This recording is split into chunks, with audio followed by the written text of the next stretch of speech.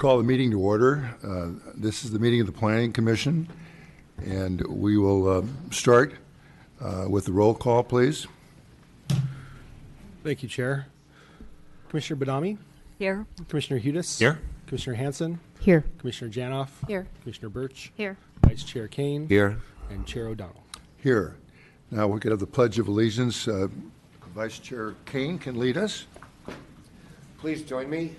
I pledge allegiance to the flag of the United States of America and to the republic for which it stands, one nation, under God, indivisible, with liberty and justice for all. Before we move on, I'd just like to remind of you that have anything that, like a phone that makes noise, if you could put it on silent, we'd all appreciate it. Thank you. All right, we have time now for verbal communication. So if anybody has either given me a card or will give me a card, these items are not on the agenda, and you can talk about anything you want to that is not on the agenda. I have 3 cards here. The first one is from Susan Landry, and she wants us to pull an item from the agenda, and she doesn't have to say anything further to that. We will pull that from the agenda. So the second one is Angelia Dorner.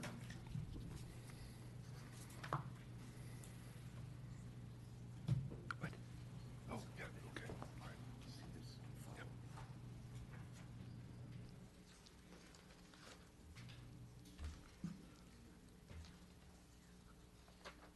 Thank you. Leave it there. So won't forget.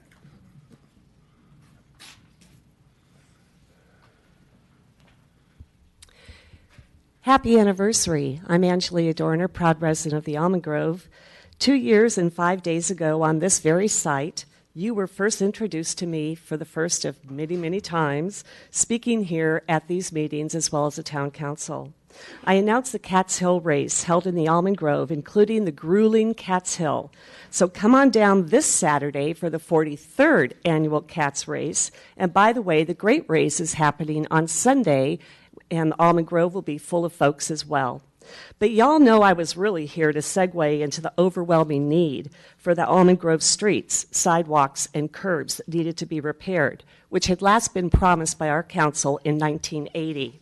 I am super proud to tell you that at the last town council meeting, we received final approval for the bid of finishing the entire project. All the money is set aside. The remaining 8 streets will all be finished within the next 3 years. There was a concerted effort between residents and staff focusing on true needs, only wanting safe and safe streets and sidewalks, no unnecessary design changes, combining the last 8 streets into one bid for economy of scale, and the final price has come in significantly less than what was originally estimated. So there will definitely be leftover money in the coffers for other projects as we get ready to do our CIP. Very excited about that. To remind you, every day is Flag Day in the Almond Grove. The flags always fly with proud honor. There's people who even bring their dogs who have arthritis out of the hillsides to walk them in the flatlands. But also, you have to remember that it is not just the residents of the Almond Grove who benefit from this. We have the Cats Hill, we have the Great Race, we have St. Mary's School and Church, with all of the funerals, weddings, and all of the other events that they have. We have the Country Fair in October, Halloween, 4,500 people usually attend. Staging the Christmas parade and the carriage rides, as well as all the new events that are going to be scheduled for the town this summer. The Almond Grove National Historical Registry, we're not just in the heart of downtown, we are the heart of downtown. So please be proud, along with me, that our streets are finally going to get done. Lastly, I just want to say that it really does take a concerted effort of the residents to be involved in the process of getting things going through the town process. What I really learned was that our council is not allowed by law to manage the town, but they hold the key to our vault with spending our money. They also hold the key to our futures along with you by making the decisions that are so important to the residents of this town. The staff has basic reliance or responsibility to the town manager and the town attorney.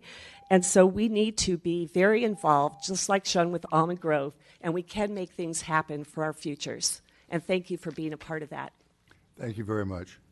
The other card I had also relates to the first request I had to remove the minutes from the consent calendar, and that's from someone who gave me his first name, I assume, Daniel. Okay, and we've already agreed to do that. So that takes care of, unless somebody else had something they wanted to say not on the agenda. We can move now to the subcommittee reports and commission matters. So if anyone has had a subcommittee meeting, now would be the time to report. Seeing none, we can move on. We have, under the consent items, the approval of minutes. That's been pulled, so we'll discuss that. But we still have remaining 401 and 409 Alberta Way. And I think that's the only other one left. So I would entertain pardon me, I'm looking at the wrong page here. Yeah, I've got it here. So I guess that was the only item we had. So we'll pull that, and I would now ask if anyone has any specific comments on those minutes that we have pulled. If you do, please come up and introduce yourself. I have your card here. So you are Susan Landry? Oh, thank you. Okay, thank you very much. I came here 2 weeks ago, I think, with the homeowners next to the 14333 Mulberry Lane. It's a flag lot. The house is two-story house is being built in the back.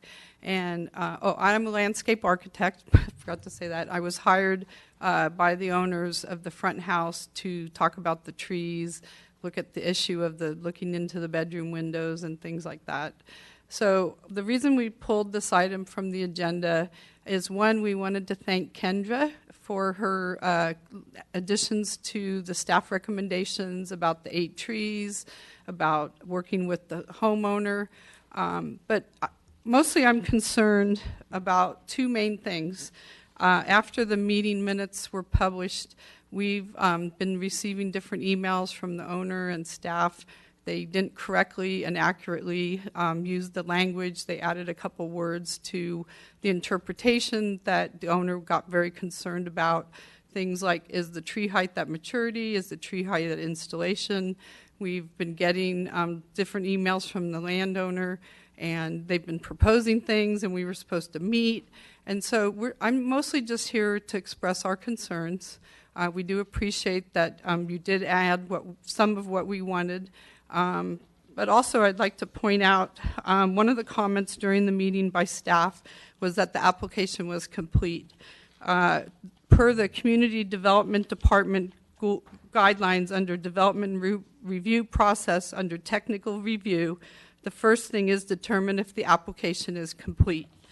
Under the single and 2-story residential design guidelines on page 36, privacy and solar access, 3.11.1 talks about, 3.11.2 talks about minimizing privacy intrusion on residents. They talk about windows. They talk about the second floor. These were not addressed prior to the application. They also talk about landscaping, mitigating privacy, screening purposes, and things like that. And I know the homeowner has spent a tremendous amount of money, not only on myself, not me, a lot on myself, but other consultants, architects, just to even get to this point and to be able to have the language added. One of the other things that's in the Community Development Review, page 1, is all the driveways should be shown. The preliminary grading plan should be shown. And number 13 under B is existing and proposed utilities, water, sewage, disposal, gas, telephone lines are all supposed to be shown. The original submittal had none of that information on the topographic survey, which we consider incomplete. Thank you. All right, thank you very much. Yes, Commissioner Hudes. I had a question for the chair. Is this a consideration of the minutes, or is it a consideration of the project? Because yes, I understand. I need to recuse myself from the matter if that's it what's should be considered. just the minutes. I've allowed a lot of latitude there, but it should be just minutes. And we are through with that discussion. If anyone has any comments on the minutes, I might point out that if there were an appeal to the town council, they actually have the video and everything on this. So no matter what the minutes say, unless someone thinks it's improper or wrong or omitted something, you would have a complete record. So I don't want you to feel that something is missing. So, yes, Commissioner Benami. That being said, I'm ready to make a motion to approve the minutes of April 12, 2017. Commissioner Hudis. I did want to offer a correction. One second, though. We have a motion, and I'd like to entertain a second, and then if you want to make some comment, that's fine. Do I have a second? No, Daniel was represented. Does Daniel want to speak? No. Okay, so Commissioner Hanson, is that a second? Yes, that's a second. Okay, Commissioner Hudis, you wanted to say something? Yes, I wanted to express a correction to the minutes. It states that I would recuse myself from participating in the public hearing as the subject property is within 500 feet of his residence. It's actually within 500 feet of a property that I own. It's not my residence. Okay, I think that correction should be made, and I think it will be made. That having been done, do we have any other comments on the minutes? I move to approve the minutes as modified by Commissioner Hudis. All right, all those in favor? So it passes unanimously, and Commissioner Hudis, I think you can vote on the minutes, and you did, so it's unanimous. Vice Chair Kane. I have a question. We were just talking about appeal of matters from the Planning Commission. And if I may, Mr. Paulson, what is the time limit on that appeal? 10 days from the Planning Commission's decision. So if we discussed that at our last meeting, that time period has expired? Correct. I'm not suggesting they have an appeal or they don't have an appeal. I'm merely noting the record. So, Okay, thank you. okay. All right, so that disposes of the consent items. And now we can move to the first public hearing, which is number 2, which is the Winchester Boulevard, 15860, 880, and 894. May I have a staff report, please? Good evening, Chair and Commissioners. The proposed architecture and site and subdivision applications were last considered by the Planning Commission on January 25th of this year.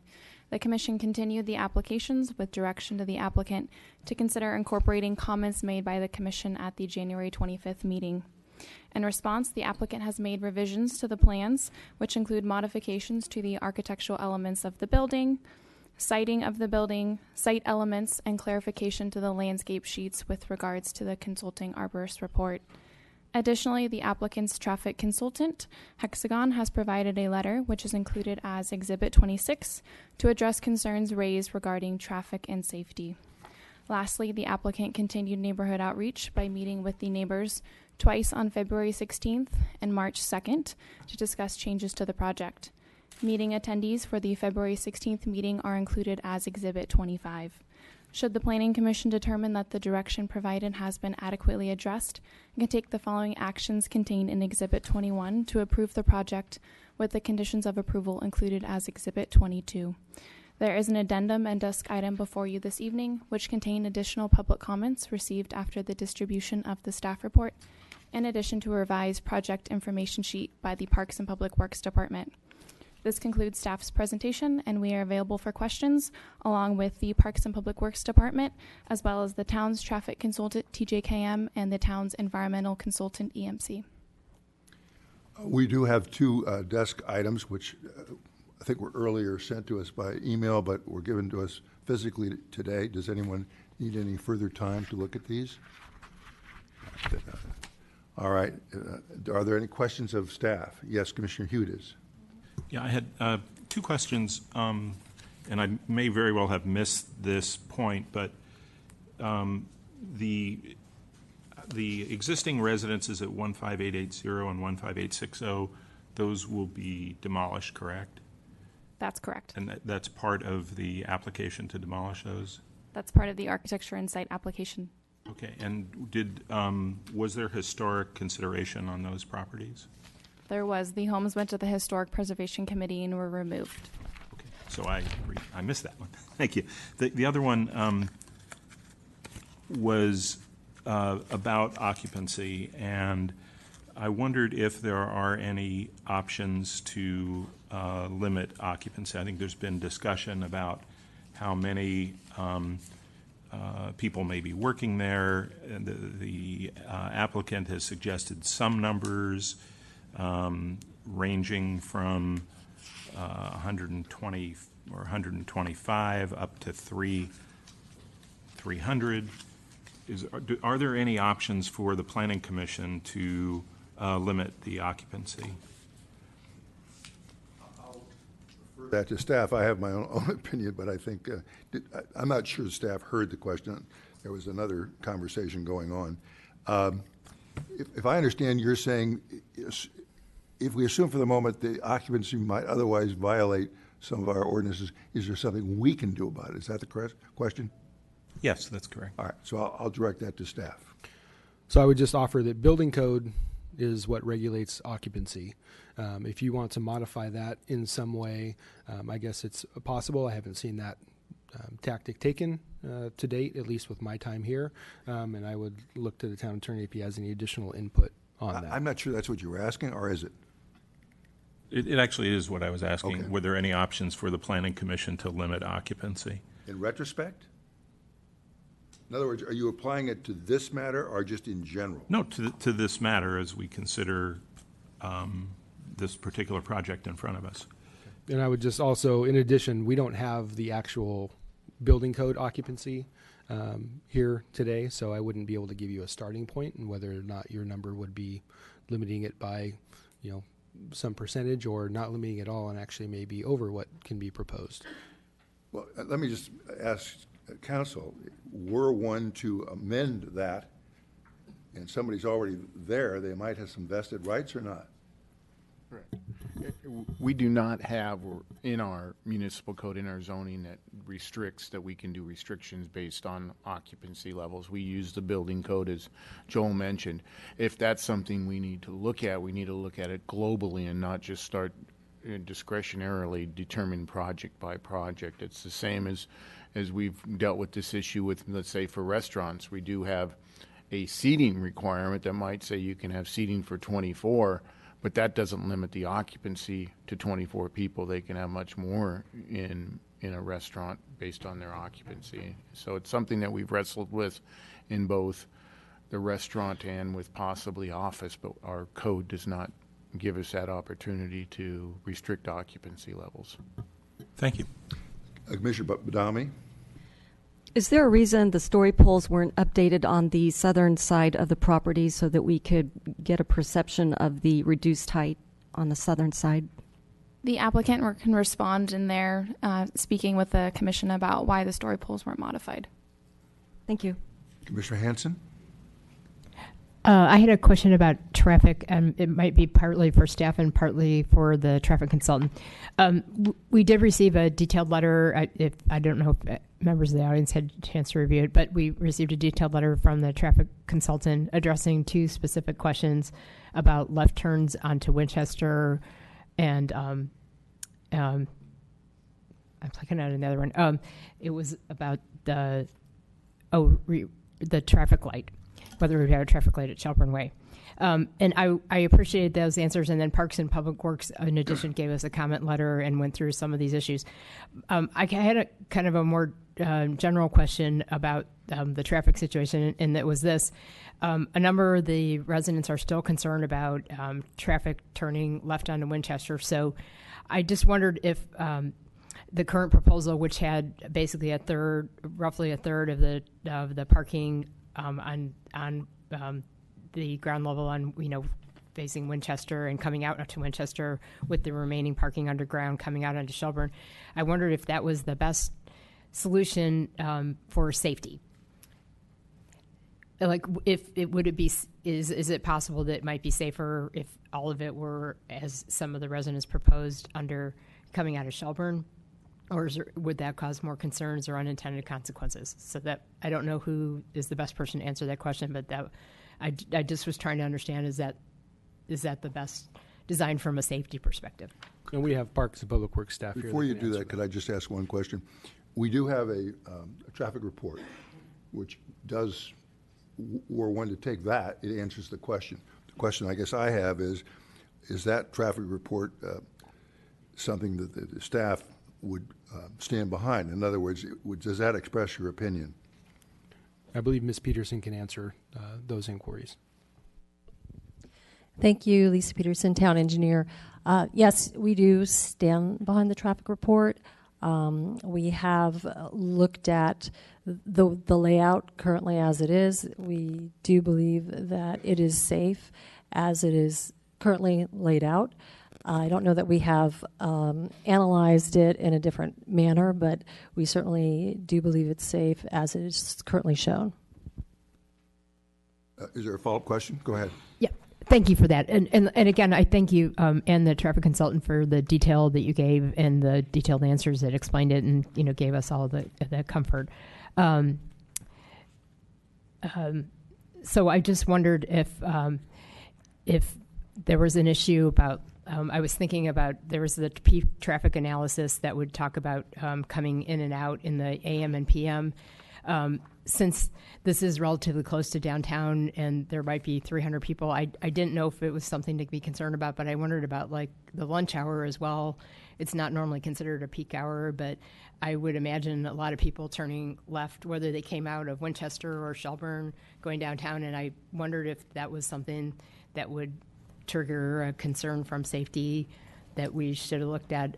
But I know it's not normally part of the traffic analysis, but it occurred to me to think about that. So is that a question? Yes, I'm wondering if we should be concerned about that. So again, we're very comfortable with the layout and what is shown, and we believe it's safe. Commissioner Janov, did you have your hand up? No. Okay. Vice Chair Kane? Well, it's a question on procedure. I have a traffic analysis, and I'd like to know when it would be appropriate to provide it, even though it's not in the form of a question. So that information, if you have information that you have prepared, that would be should be brought up during deliberations after the public testimony. Thank you. I'd like to clarify that. You have before you, looking over your shoulder, so to speak, that is not your report. That is a report prepared by experts. Is that correct? This one? I don't know what you're talking about. Do you have a consultant? My question was, when would I present my analysis? This is their analysis. I have an analysis, and So I'll wait for deliberation. Okay, you've made it. Is this a written analysis? Yes. I guess the question I have is a commissioner any different than anybody else as far as submitting something that is to be considered by the commission and the public has a right to see it? I haven't seen the document myself. At the time to do that in your analysis is during your deliberation after you've received all of the input from everyone else. If it's a written document, then we can deal with it at that time as whether If we close the public hearing, then the public cannot respond to they that. won't be able to, just as they don't as anything else you deliberate, though, on. And we don't have any rules that require commissioners to provide information before the deliberations. Okay. Any other questions or comments? If not, and no other staff reports, I think we can now go to the public, and I would ask the applicant. Applicant has 10 minutes. And when you come up, please identify yourself. I don't know that I have. Do I have a card from you? I don't think I saw. After you're through, would you do that, please? Thank you. Thank you.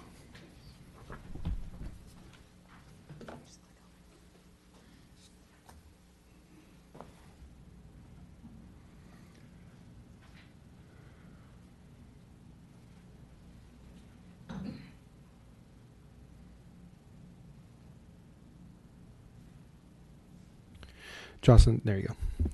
Just making sure I have everything. Douglas Rich, applicant with Valley Oak Partners. After the last public hearing, we held 2 neighborhood meetings, and then I also had an opportunity to meet with individuals.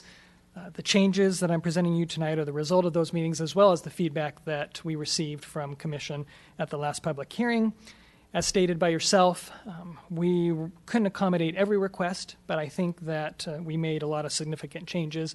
And I wanted to run through those briefly, as we did prepare an exhibit that hopefully you have seen that summarized a lot of those, so I don't want to become redundant.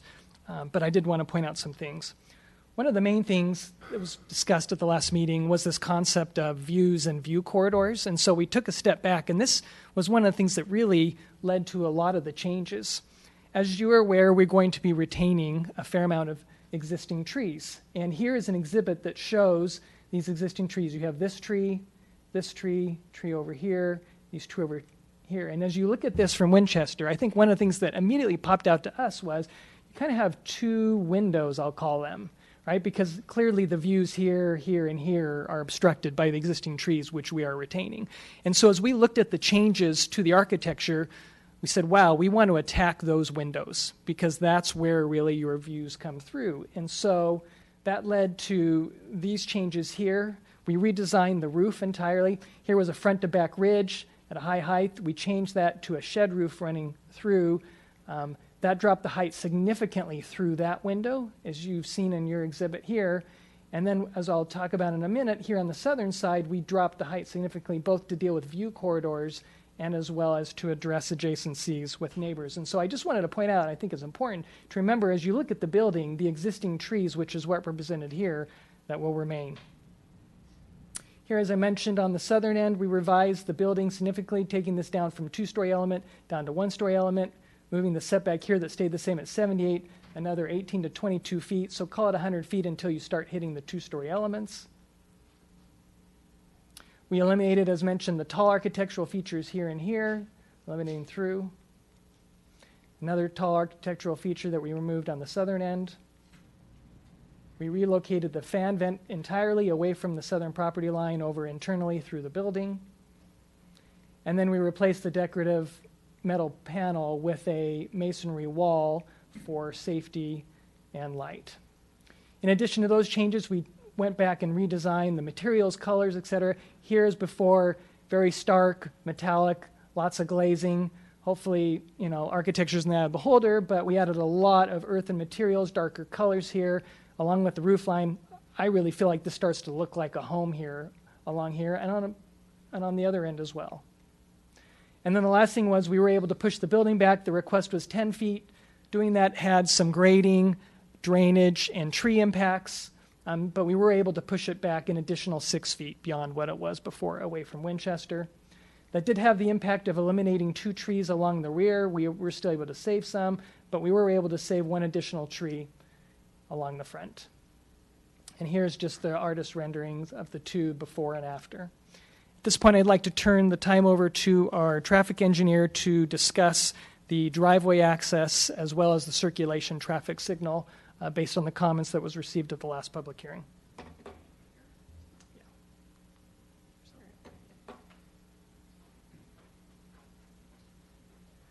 Good evening, Gary Black with Hexagon Transportation Consultants. At the last hearing, the commission asked us to look at a couple of issues. One of those is preventing left turns from the driveway onto Winchester, and also the possibility of a traffic signal at Shelburne. So since the hearing, we went out and studied both of those issues, and we did issue a written report that I think is in your packet, but I just want to summarize that. We ended up not recommending the left turn restriction and also not recommending the signal.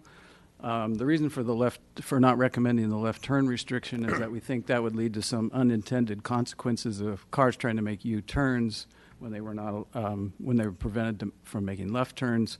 So if I get my bearings here, let's see, that's Dave's Avenue, so our project is in this vicinity. Here's Shelburne. So a car that wanted to travel towards the downtown but was prevented from making a left turn would then make a right turn and then need to make a U-turn here in Via Sereno in order to head that direction. Similarly, a car that was coming down Winchester wanted to turn left in, prevented from doing that, have a couple of ways they might try to make that turn. They might come and make a left turn into the driveways of these condominiums to try to turn around and or they would turn onto Bruce, make a 3-point turn, come out and make a left turn, and then go in. So we thought in both cases that those maneuvers would be more problematic than just having the left turns at the driveway. Regarding the signal here at Shelburne, when we consider traffic signals, we look at something that are called signal warrants, and that's lingo, but you can think of those as criteria for the installation of signals. And so we typically don't ever recommend the installation of signals unless the location meets the warrants or meets the criteria. So we looked at the signal warrants at that location. We found that that location did not meet the warrants for a signal, and therefore we would recommend that a signal not be installed at that location.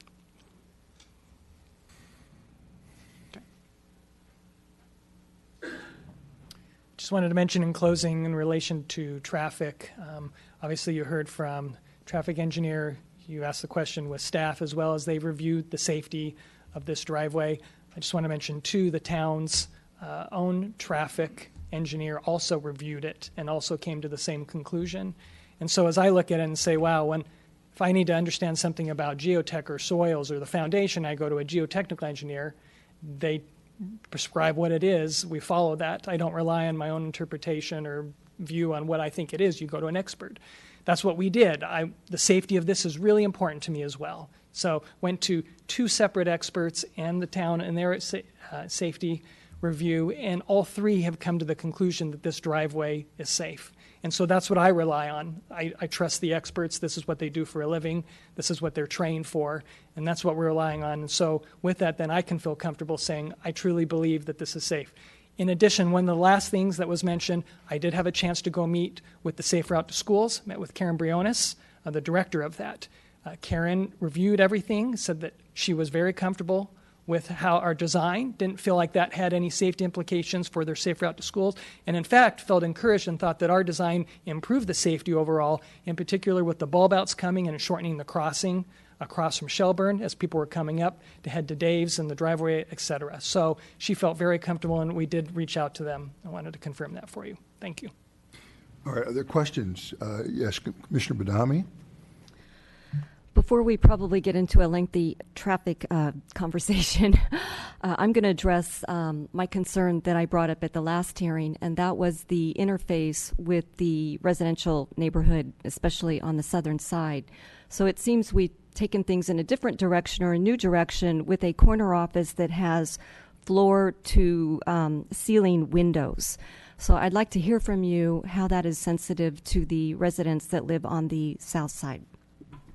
So we looked at that, and as we were redesigning that side, I think you saw how we dropped that southern end down, and that did have the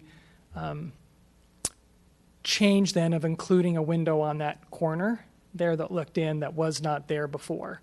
And I feel like hopefully I've always been upfront and honest about things, and I was here as well, I think, with the neighbors, and they didn't like the answer, and I understand that. But that was, look, we're designing this, we're trying to attract high-quality tenants, and one of the corners there was already removed because of stairway and bathrooms. And so then, despite what, the design for whatever type of tenant and open, all those things, you do tend to have executives that want certain types of offices. And I said that would be the corner office, and that was designed for. So I was honest. Now, with that being said, can that be changed? Yes, of course it can be changed. There's a variety of ways to do that. One is to just simply wall it off. Another is to play with the type of windows that are done there, and whether it's frosting or whatever, to make them so that you can still let light in but not have line of sight that you can make anything out from. Another would be kind of a combination, I guess, where you walled some of it off but maybe went to high clerestory bullet type windows up above, where it's kind of a compromise. No one can see, but it does let light in. So those are things that we could look at if needed. Thank you for that. Other questions? Commissioner Hanson.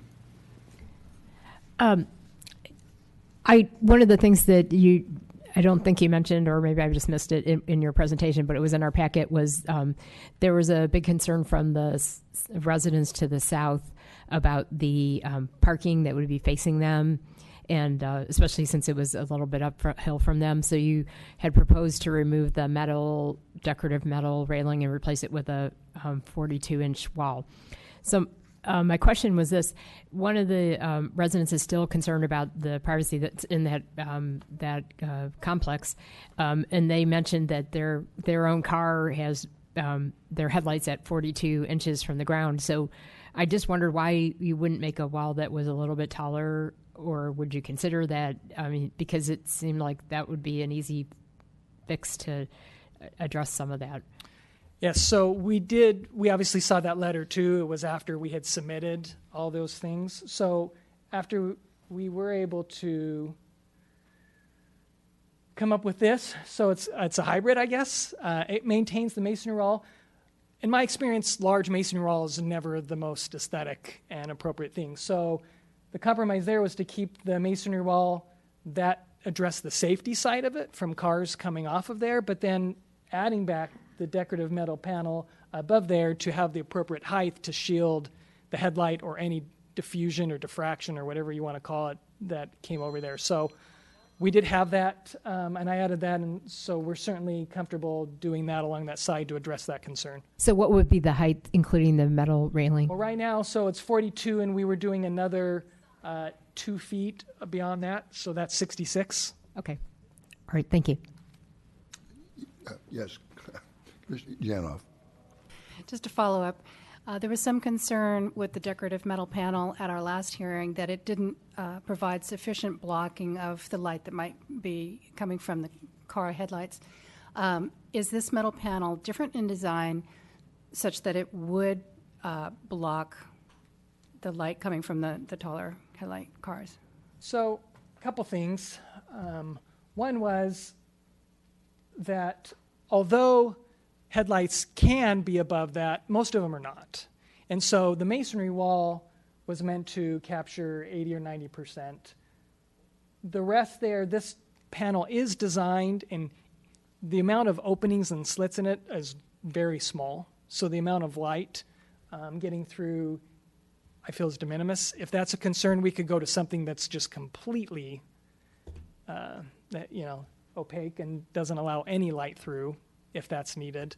I was trying to get something that did have a little bit of design to it and still had, but it did have a little bit of design to it. I think we were coming this way. Vice Chair Kane. Mr. Rich, on the Shelbourne intersection with Winchester, would you consider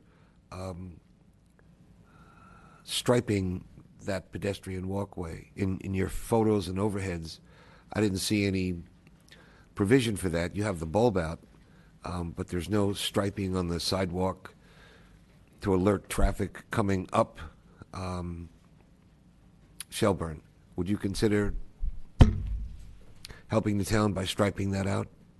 I'd have to defer to staff and see if that's something that they would want, or I don't think they'd be opposed. certainly striping. So from a developer, cost, that kind of stuff, yes, we can absolutely stripe. No issues there. I'm not a traffic expert, as I said, so are there other unintended consequences of striping that? Or and as I speak, they just pointed out to me that we're already striping it. Well, I appreciate the expense on that. So call. I could have saved us all 5 minutes had I known that. That's great. May I? Yes, sir. Follow up. It's not a follow-up. Question then. The corner office that somebody wrote a letter and said this corner office for executives. We have the future people, we have the present people, and I wanted to lend my support to the idea that you gave on elevated windows. I've seen those in a lot of fine, fancy offices where, as you said, they're up 8 feet, and they could be 2 feet high or 1 foot high. They let in plenty of light, and the windows on Winchester could be as transparent and as low as you would like. Is that something you would consider? That is. Thank you. I have one other after. Commissioner Badami. Back to that masonry wall. So without going with a decorative feature, would you be amenable to a 6 feet solid concrete wall? I would. Boy, I would. Aesthetically, I would really, really struggle with that, but I mean, we can certainly implement it. Okay. Next question, and this is going to address safety and security issues, and that's that stairway. Is there any way to secure it? Okay, we can do one better. Oh, let's go for it. Let's hear it. How about we eliminate it entirely there and move it here internally? So this is something we worked with today as everything came through. So I hope you saw, I sent you everything I had at the time, but things are dynamic and letters come. And so this came down to the wire. I think we had a call with the town's building official at like 2 o'clock today that was able to review it and say, yes, we think this can be accomplished code-wise. And so with that then was like, okay, wow, we can get it in. So that'll go entirely, will be internal to the structure and come up and be tied into the existing stairwell. And so it's gone. Bingo. I just want to comment to the author of one of the letters that I did go look at the other building on Winchester, the medical center, and there is signs of homeless and vagrants. And that concerned me greatly. So I don't know if the town or the police department wants to take note of it. But I'm glad you take care of that for our community. Thank you. Commissioner Hughes. Thank you. And I have a number of questions, but I think I'm going to hold most of them until after the public testimony. I did want to, my questions were mostly about trees and architectural style, and those can wait, I think. But I did have a question about the traffic flow and the parking situation. Given that there was a fair amount of, well, first of all, I would like to commend you for the changes that you've made with regard to the height and the architecture and the ability of this building to be more compatible with the neighborhood. And I think the listening, taking feedback, and then actually doing something about it, which is the case, I think is very, very important. And I think it's going to lead to a much more successful development when this is further considered. But my question about the parking and the situation there was given all of the feedback about the left turn situation and the feedback from the Planning Commission as well last time, did you consider making the entrance for all the parking from Shelburne, and what would the implications of that being, eliminating an entrance and egress on Winchester? It was something we looked at even previously as we were just starting from scratch, looking at the entire project. I guess I actually have a lot of thoughts on this particular subject because obviously it's come up. It's something we've looked at a lot. The first is, it's interesting, right? Because we sit here tonight in our particular project, and I think as you look at design in general, right, I think most people would agree splitting up driveway access is smart design, right? Not funneling everything in through one driveway. It's better for the environment, it's better for traffic implications, it's better for how things get diffused out. And so as we first started this, we said, that's a smart move to do that. In addition, we looked and said, okay, obviously this property is general planned for office. Why is that? We looked at that, and it's not just ours, it's that corridor, and said, well, I look at that, and that makes a lot of sense with what the town did, because Winchester is designed to handle this type of project and this type of volumes. And with that then, in its proximity to downtown and all those things, it made a lot of sense to me that this was the funnel for not just our property, but the ones up along the whole corridor, and some that don't have two streets with them, right? So they will be, and as we've seen, have been designed to access Winchester. But with all that being said, could we still just try and do it off of Shelburne? That becomes very problematic because now you're talking about a dual entrance driveway, right? You're going to have some people that need to be at grade, some that need to go down. That poses, I think, from from my point of view, a very different type of safety issue, right? Where you could have one car on one driveway wanting to go right and one wanting to go left, and now they're crossing each other at the same time. Every once in a while, as all of us drive around in a commercial application, you run into that, and I think all of us feel, wow, this is not safe, right? If I'm trying to go there and they're trying to cross me, it's a really tough. And so we looked at that and said that creates a dangerous situation with dual driveways. It also obviously has an impact of dramatically reducing the amount of parking because driveways take up a lot of parking as well. And then we looked at it, and as we got further, we looked at the traffic study, and like I said, I rely on the experts to say what's safe. Then I take a step back and say, well, what are we talking about here? And the traffic study that's going to be using that driveway at the peak time, right, the most busy time of the day, you're talking about 10 cars that are going. And some may be clumped in. They may come in a spurt of 3 minutes, or they may be spaced out, I understand. But I think if you think about it with 10 cars, and you just said, okay, well, if the average, that's one every 6 minutes, right? I think if we were to just say, okay, let's stop right here, and I'm going to time, and I'm going to go 6 minutes, I think it would be so uncomfortably long, we would say, wow, I think that driveway, as far as the amount of volume going through there, makes sense onto a major arterial through the town. So those were all the considerations that went into our approach. Smart design, general plan, Winchester's designed to handle this. Yes, absolutely. Like I said, I'm trying to be honest. It would absolutely have detrimental impacts to the design of the building, and safety concerns with dual driveways as well were all the reasons why we decided, you know what, the dual driveway, which has been recommended on so many other projects, is the way to go. Commissioner Hughes. Just as a quick follow-up on that, so that explanation makes sense, but I guess one of the foundations of that is the premise that the building size doesn't change. And so when I look at some of the feedback that came previously and the issues that were raised about trees, about the imposition on the neighbors in the townhouse development next door, I guess the question would be, the problems that you've raised here with the parking, could some of those be mitigated if the building were somewhat smaller? You'd still have the dual driveway, for sure. I mean, the only way you get that, obviously, is if you eliminate a level and you funnel everything out. That would eliminate a lot of those problems. That's a dramatic whack. And I appreciate you raising this because I know a lot of the letters have said, hey, you haven't reduced the size, this is a token, etc. I look at that and say, okay, I understand and I can appreciate that position. But let me point out some things.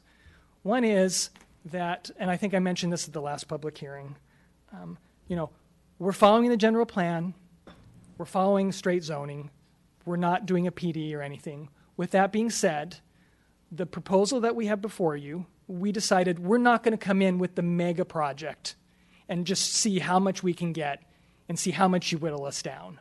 That was just not our approach from day one. And so the max intensity allowed is 40%.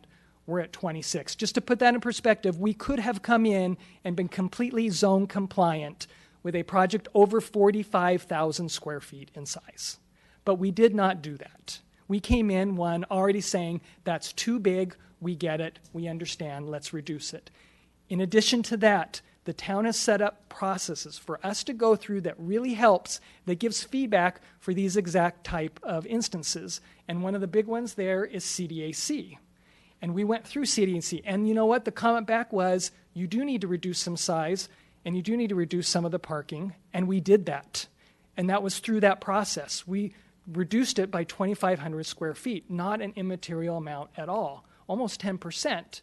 And so I feel like we have done those things. It hasn't come at the end, which I know a lot of times is when it comes, but we have absolutely done it and tried to do that as our approach. And so I just hope that that gets recognized. That's my one goal is we didn't come in with the 45,000 and be like, well, maybe they'll whittle us to 40 or whatever.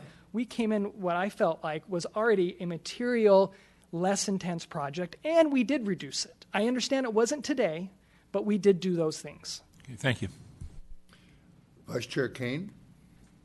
Could you go back, please, Mr. Rich, to the picture you had up there prior to this one? So, as have other commissioners, I walked the grounds of the medical building north of your project on Winchester, and they have the convenience of being right on the corner with Dave's. So they've got traffic lights all over the place for in and out of their driveway. But they had an interesting device that I've never seen before. If you'd put your laser a little bit above and to the left, right on that corner, they had a pole, a box that came out of the ground and had a button on it as you would push a button to go across the street. But there was no street, because the way to cross Winchester at that point is to get on the other side of that driveway and then cross with the crosswalk. Interestingly enough, this button was to provide safety in getting across the driveway, because that's the only thing it did was control the light that would stop the traffic in that driveway when a pedestrian wanted to cross the driveway.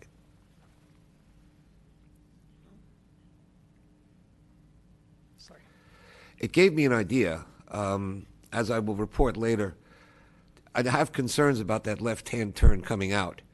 And here's a consideration and a question.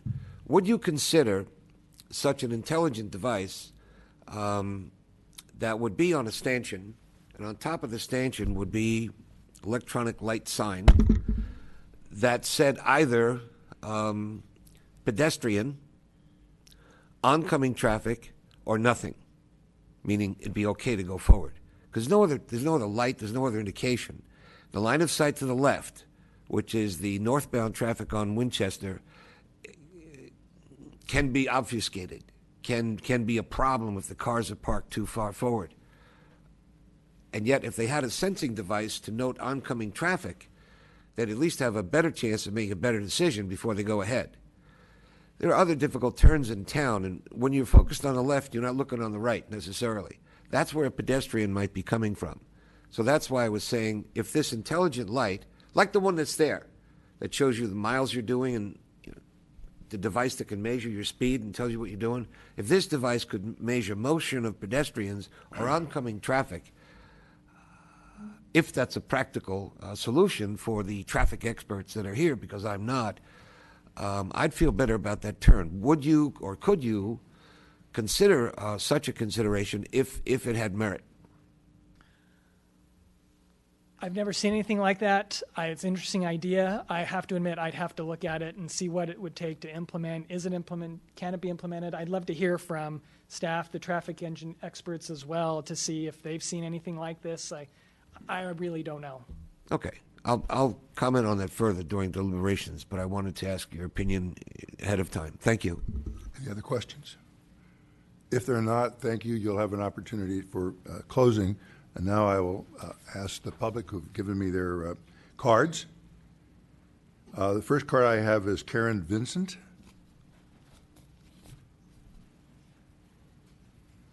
So you will have 3 minutes. And just to remind you, when the first light comes on, that doesn't mean you're over. That means you've got 30 seconds more. The red light comes on, that means you're over. So there's yellow light, means 30 seconds. Red light means that's it. Okay. Hi, my name is Karen Vincent, and I'm one of the owner-occupants at the University Oaks condo. I have a traffic analysis. I have been practicing for more than 25 years. I'm an expert at taking a left-hand turn onto Winchester Boulevard 1 to 3 times a day. To those of us living in this same block, we can testify that current traffic makes it unsafe and hazardous trying to pull out onto Winchester just about any time of day. There is limited visibility, and many school-aged children on bikes and skateboards add to the safety equation. Another thing I'm concerned about are the trees. The trees that are proposed being preserved on the site are in danger of death. Damage to root systems from construction and the disturbances of soil from new pavement and concrete placed over the root systems can lead to a death that may take 5 years after the original damage has occurred. Over 90% of the root system is in the top 3 feet often extending a distance equaling 2 to 3 times the tree's height. If these trees are being used as a visual screen, that may be a temporary fix. Once the trees are dead, there will be no screen, and no one will be there to replace the trees with ones of the same size if replacement is done at all. Another thing I'm concerned about is the occupancy. It is assumed by the developer that because of vacation and sick days, that the amount of vehicles supporting the staff should be way less than the 300 people that may be employed at this site. Are these full and part-time staff that overlap hours? We all know someone who works in high tech, or worse yet, a startup that has a project due. No one takes a vacation or calls in sick. All 300 vehicles will be trying to find a place to park on Winchester University and side streets when the facility parking has filled up. The size of this planned project is too big. This is the elephant in the room no one is doing anything about. Valley Oak Partners, of course, do not want to change the square footage as it cuts back on their profit. This entire planned project needs to be downsized. Thank you. Just a moment. Are there any questions with the speaker? Thank you very much. The next card I have is Brian, is it Mekchuk?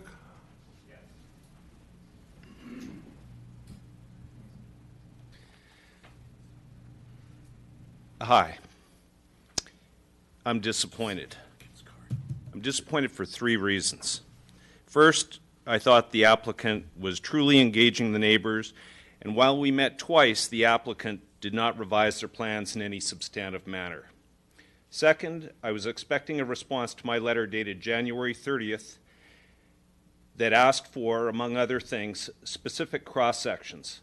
I understand why the applicant did not and will not provide these cross-sections. Third, most importantly, I'm disappointed that the Planning Commission worked so diligently to protect our hillsides, and then the applicant will realize economic rents without any of the corresponding costs by taking the views of the Los Gatos hillsides from residents and visitors and giving those beautiful views to their tenants. I'll explain each of these points in a moment. My wife, Joanne Sinclair, and I would truly support the development of an office, would like to support the development of an office building at Winchester and Shelburne. It is zoned office professional, so that's what it should be. The property does border residential, so there should be a buffer zone. After the Planning Commission meeting in January, I sent a letter to the applicant setting forth what we would like to see to be able to support their application. My intent was to establish my expectations and then report during oral communications at each Planning Commission meeting the progress the applicant was making. Since there were 2 neighbor meetings, I reported at the March 6th meeting. I was cautiously optimistic. Now, I'm disappointed. Meeting with the neighbors. The applicant held 2 meetings. During these meetings, there was a healthy dialogue where the neighbors described concerns and the applicant appeared to listen.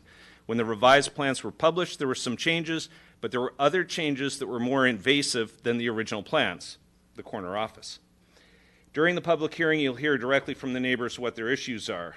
The most egregious change was the corner office suite in the southeast corner of the building.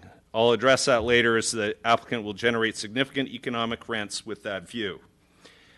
The cross-sections. In my letter at January 30, I explained the information that I required to understand and support this application. If you ask for something and don't receive it, there's a problem. There are 2 reasons why the applicant didn't provide the cross-sections that I asked for. First, the applicant selected higher locations and is actually proposing a structure that is higher than allowed or higher than is stated. I asked for heights above sea level, and the applicant did not provide that information.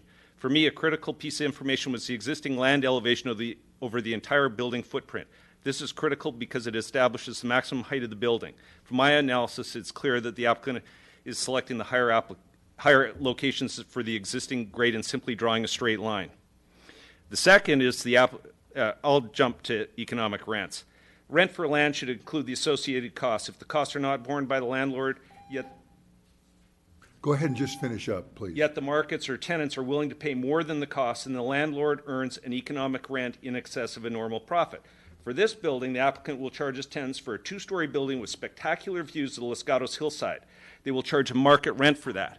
The costs of the hillside are borne by the people that own the hillside properties that must comply with the stringent hillside development guidelines that you, the planning commissioners, enforce. Many landlords... Pardon me. I'll have to cut you off here. I think we got your point there. There may be a question. Commissioner Hudis. Yeah, actually, I had a few questions. Thank you, Mr. Mekachuk. You submitted an email on February 8th about changes to the VTA and routes and schedules there. Yes. How will that impact this potential development, in your opinion? In my opinion, it will reduce the transportation alternatives available to the tenants that are there. So the VTA is reducing the service in downtown Los Gatos, and it's going to reduce the bus trips. So could that potentially lead to more car trips than anticipated in the traffic report, for instance? I believe so. Okay. I had another question, if I may. With regard to the evolution of the project, I know you've had numerous meetings. Were the concerns that were raised addressed in the subsequent revisions to the application? I know numerous changes were made to the architecture and to the building roof line. I don't know that anything else was dramatically changed, but those are the ones that I noted. Is that something that you would agree with, that they did listen and make those changes, or were there other major areas that were not addressed? I think it was a give and take. So, for example, they changed the slope of the roof at the north end of the building, but yet they raised part of it. So there was a give and take there. I think there's more glass now at the north end of the building. The south end of the building, they put in clear story windows and reduced the height over the entranceway.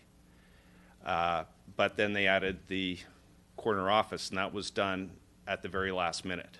And there's email correspondence regarding that.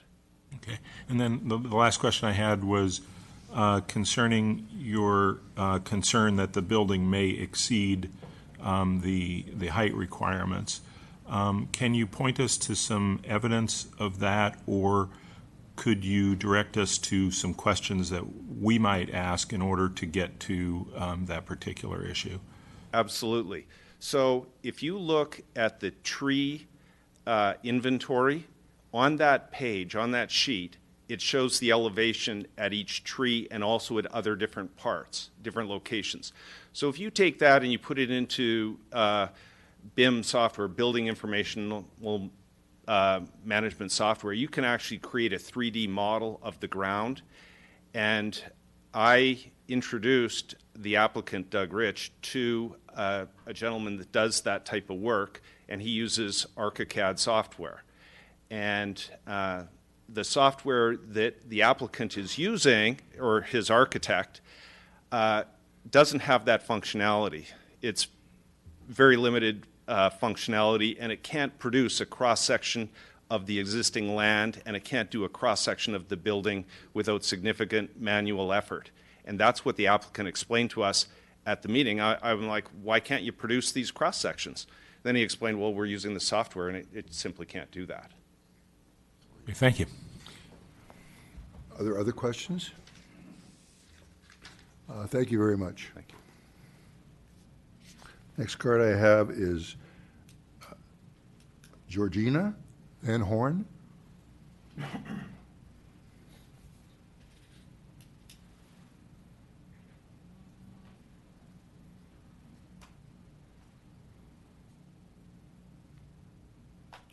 I'm Georgina Van Horn. I'm 706 Winchester Boulevard.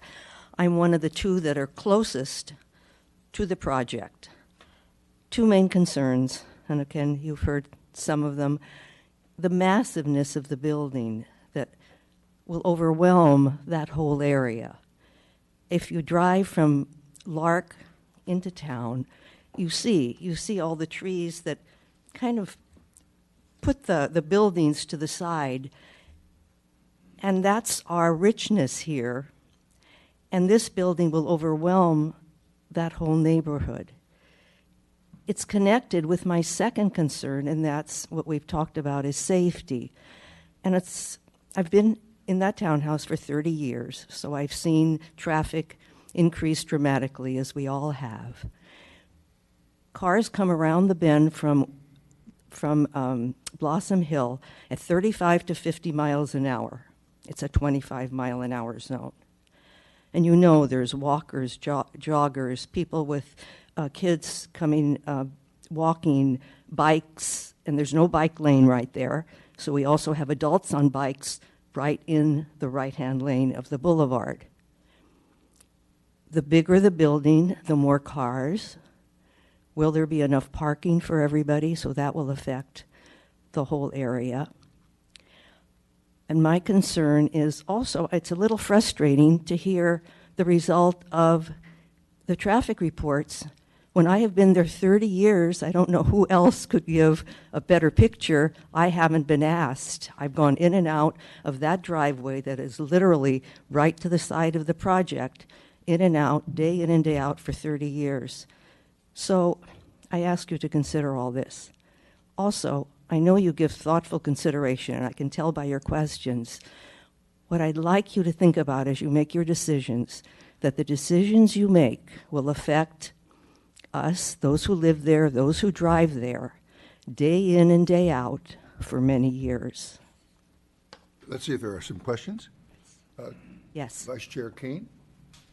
You've been making that left-hand turn for 30 years? Yes. Have any accidents? No, I haven't, because I wait. First of all, I have to make sure I'm back enough and make sure that both sides of the sidewalks are clear. And so often, you know, there's a walker, and even they have to be quite a ways away, too, when I wait. And then I make sure there are no cars coming from Blossom Hill and no cars coming from Dave's Avenue. So it's not an easy turn. Do you No. sometimes decide to turn right and go Yes, to Shelbourne? lots of times. In fact, I did that today. Go to Shelbourne and come around? Yes, exactly. Thank you. Yes, Commissioner Hughes? Thank you. It's actually been a long time since I drove that during school hours. I used to do that every morning with 3 children, and it was pretty rough then. And then I think they improved the intersection at Dave's Avenue Right. a few years ago. And this relates to the traffic study that was done. You know, being there, what time of day do you experience the greatest traffic congestion? In the morning. Like 8 o'clock or school hour, or what? Yes, actually is earlier, 7:30, 7:30 to, it could be 9:30 also. And then, of course, we never know. And when I had to make the right-hand turn was just in the middle, actually was coming here. So that was about 6:30. So I never know how busy it's going to be. What about when school gets out in the afternoon? That too, and that we have a lot of the kids on bikes too from Fisher, and the kids and parents with the strollers that are going to pick up the kids also. Okay, thank you. You're welcome. Thank you very much. Can I confirm that all of us have visited that property? Has anybody not visited? All right, everybody has visited the property. Thank you very much. Thank you very much. The next card I have is Andrew Spiker.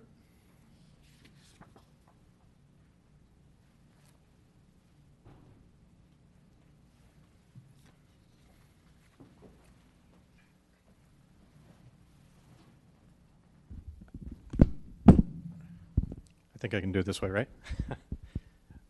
All right, Andrew Spiker, 708 Winchester Boulevard. First, thank you, Doug, for continuing the improvements here. We're just not there yet.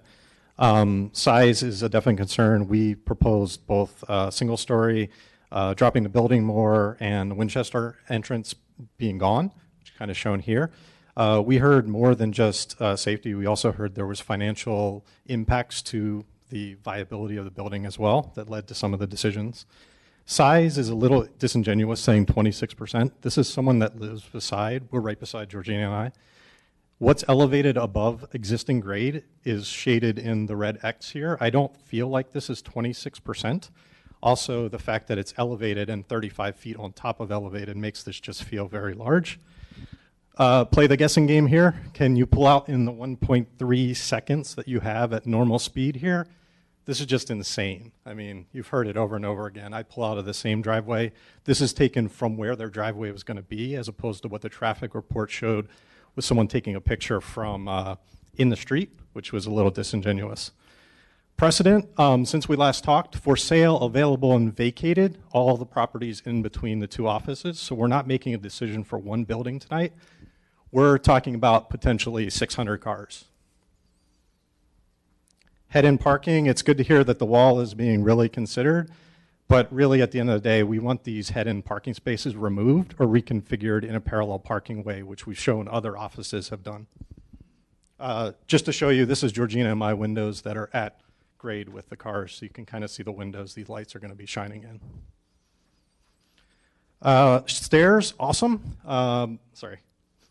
But we haven't addressed the dead zone. So as a president of the HOA, I actually know there's a dead zone on the other side, and there's lots of trash and what's not between the wall and the next building over. We haven't talked about this 10-foot buffer. The HOA actually met and suggested that we tie our wall into this property's wall to get rid of that dead zone, but we haven't made any progress on removing that. Finally, privacy. I mean, this is the view of the corner office for my son's bedroom.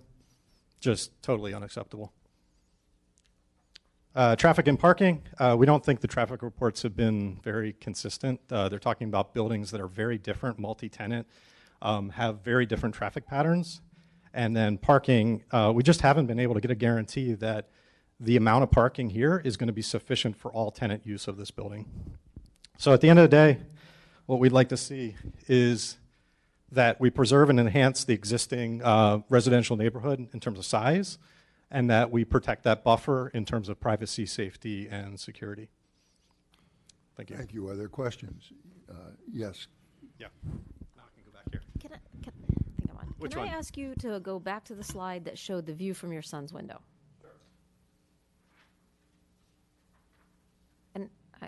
And this is just one isolate. I get there's a list of things, but I'm going to try to knock down things as I can. Okay. Definitely understand your concern here. If those windows were changed to, on that side right there, high clerestory windows, a person can't walk up and look out. Yep. Would that be more acceptable as far as the privacy? Again, one item, not a many. That would be better, certainly, than, say, a frosted set of windows floor to ceiling. I agree. And, you know, when we saw the original plan, it had windows actually for a hallway. There's two problems with these windows. First is that the privacy concern. The second is this actually opens up to the entire second floor. So all lighting that actually is shining out of the second floor in evening time will be shining into our bedrooms as well. So I'm a little concerned with the higher lighting. That's good that they kind of can't see out and there's light coming in. Yeah. But I wonder what the egress of what light would be at nighttime. Okay, I can think about that, but thank you. Mr. Birch, are you finished them? All right. Commissioner Hanson? Thank you for your thorough comments and analysis. I'm sure you incorporated this, but I know at our last meeting, one of the things we were trying to do is have them move the building back, which they agreed to do because it would help with some of this issue with privacy. So is your current view that you're looking at, given that they already moved it back 6 feet? Yes, yeah. So you can see it's kind of cut off on the end. That's to account for the 6 feet. I'm not an architect by any means. I'm doing the best I can with the tools available to me. I will say the setting back 6 feet, I was actually very proud of our neighbors that are across Winchester. Setting the building back 6 feet helped Winchester, but it actually made the problem worse for University Oaks because it pushed the building back more impactful. That said, they were in support of other changes that helped them. We were in support of changes that helped us. So I think most of the changes we're perfectly okay with because we're kind of considering all the neighborhood impacts as opposed to just University Oaks. All right, thank you. Commissioner Badami? How would you propose tying in the HOA wall with the applicant's wall? Yeah, I didn't have time to draw a picture there, but basically what we're at right now is you would imagine there's parking, then there's this wall. I'm not sure what the current height of the wall is that's going to block the headlights. And then it drops down to at grade. And at grade is well below the current parking. So the trees that I'm showing here are actually at grade. and then it rises back up for our masonry wall.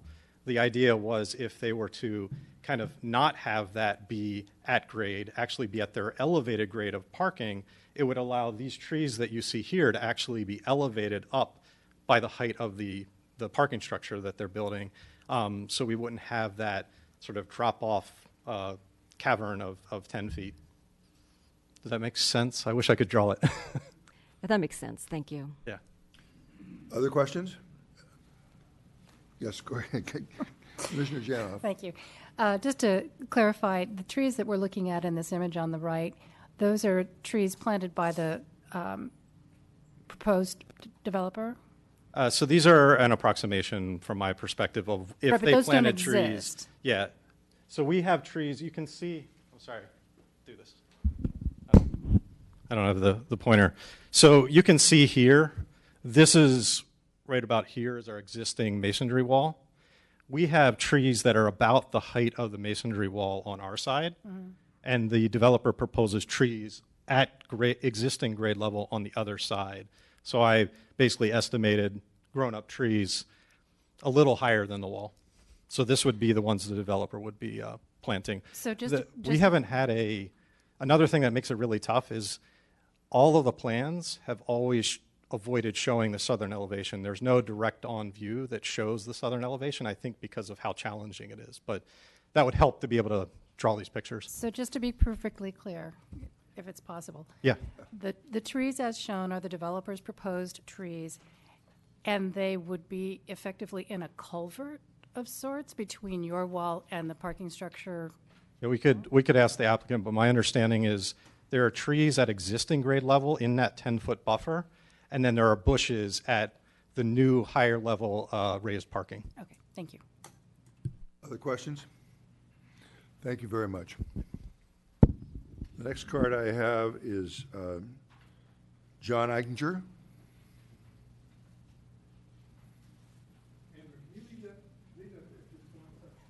Which one? One thing that Pardon me, just for the record, could you introduce yourself John Eichinger, and your address? 637 San Benito Avenue. Thank you very much. One thing I don't know that Andrew or anybody else has understood, but You take the mic with you, please. Because we can't hear it, and it won't be recorded. one thing that I'm not sure that's pointed out, but this is a southern-facing window. This is going to get sun, and this window is going to act like a mirror during the daylight, which is going to shine right into Andrew's windows. My concern is, I'm going to be very brief. For many years, I've driven up Winchester Avenue from Lark Avenue, and I've always enjoyed coming over the top of, cresting the hill, Dave's Avenue, and then right when you get to Shelburne, you finally get a view of the mountain. That view is going to be gone. So that view is going to be sold and rented to several people who are going to be on the second floor of that building, and that view is going to be denied to all the people in Los Gatos that drive up Winchester and enjoy that view. Not equitable. Are there questions? Thank you very much. Next card I have is Harvey, I think it's Shand.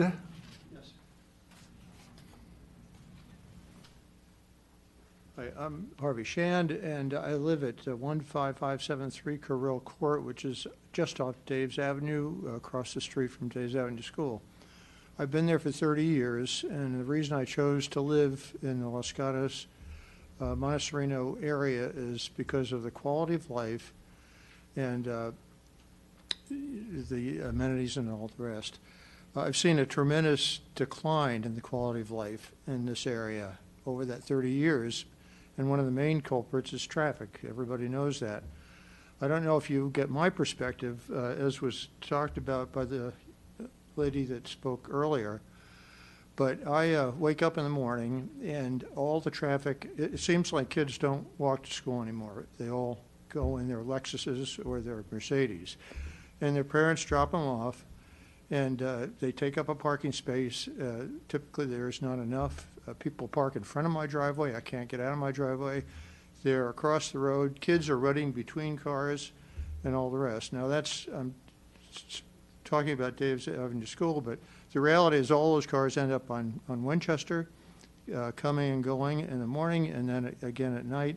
In addition, there's a daycare center on Dave's Avenue. Again, we have a set of traffic that comes and leaves there. We get to see the morning traffic and the evening traffic to and from work. There's no question that we have a serious traffic problem. So I think this doesn't do any good for the city of Los Gatos in terms of quality of life when we deal with putting out extra traffic on a main thoroughfare like this. The other big issue that I see is parking, and that's the elephant in the room that's mentioned earlier. It's been brought up by several people. The problem I see there is that, first of all, there's no parking on Winchester. So one of your main thoroughfares doesn't have any place to park a car. Then you start looking at I was first disturbed by the information I learned about the building, that it was only providing 2/3, I believe, of the required parking. So 1/3 is left to trying to find someplace to park. On top of that, did anybody consider, we talk about traffic studies, we did a bad one in Montesreno. They came midday on Dave's Avenue. And of course, we don't have those issues at that time of day. But my point was going to be that this business doesn't just have employees working there. They have clients coming in. They've got maintenance people coming in. They've got other workers, deliveries. There's a lot more parking required to service a building like this than is being planned for. And there's very little parking available on side streets, which is the only alternative to those employees who can't find one of those chosen spots in the building. So that's my main points. Commissioner Hughes has a question of you. Sure. Yeah, the same question I asked before. At what time do you see the most issue with the traffic congestion, particularly on Winchester? It's pretty much terrible in the morning and the evening. In the morning, you've got people going to work on Winchester. You've got parents coming. It's 8:30 time frame, all looking for parking spaces, all letting their kids out of the cars, running across streets. Is it all morning? Could you give me roughly the time? Probably an hour or two or so. Around what time would you say? I would say around 8 o'clock. Around 8 o'clock. And then what about in the afternoon? It's when school gets out, which is around 3 o'clock. Okay. But then we have the daycare center that has people picking up from Winchester on the Daves, picking up their kids anywhere from 3 to 6 at night. So we have that. We see that. Okay. And the parking is terrible during those periods. Thank you. It's also very dangerous, by the way. Are there other questions? Thank you. Thank you, sir. I have 2 cards left. I think it's Janari Diaz. Janari?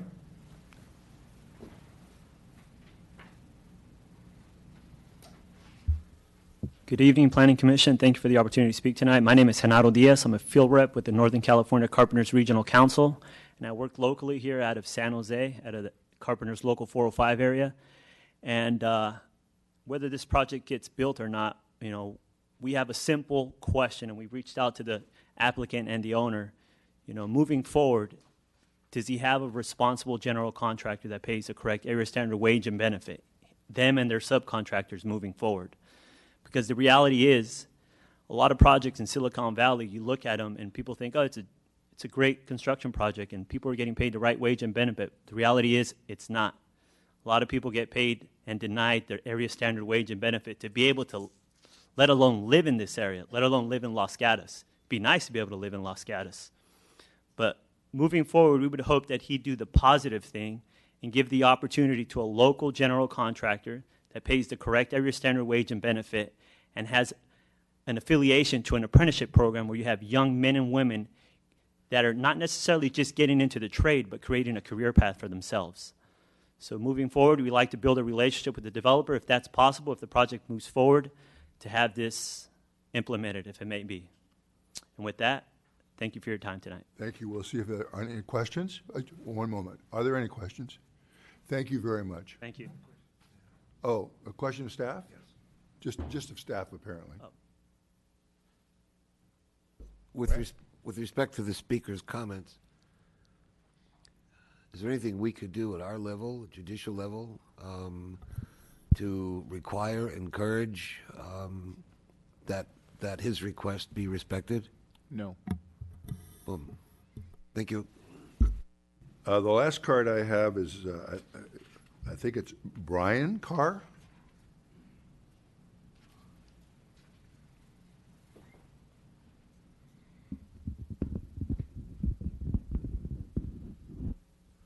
Good evening, Commission, and thank you for allowing me to speak today. Brian Carr, 17566 San Benito Way. Our home is the closest single-family Los Gatos home to the proposed project. And first, I wanted to thank all of you for taking a sincere interest in this topic. You know, I came to this first meeting so angry, and I really feel like you guys are listening, and as some of the other residents have mentioned, it's our life bread that you do what you're doing, and we really plead with you to continue doing that. I do want to thank the applicant for scheduling multiple meetings to speak with the residents. I've attended all of them. However, I too am disappointed in the fact that nothing really major has been reduced to the building. Certainly some things have been, worked out from angles, and they're very much appreciated, but ultimately, where I come into this is this building something that's compatible with the neighborhood?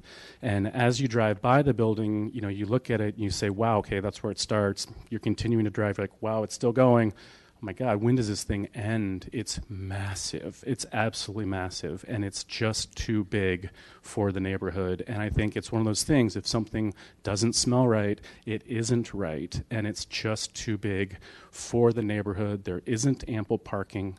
There's been some very major recommendations to the applicant, things like single stories, things that would definitely work within the neighborhood, and those have not been addressed. And so I think what's happening is this is still being tried to be pushed forward when the data doesn't add up, and it's not going to work out. And I think something major needs to change if, in fact, this is to be compatible with the neighborhood, which I think is a major priority for all of us. So thank you.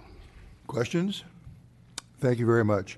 Before we have the closing, we're going to take a 5-minute break, and we'll resume then.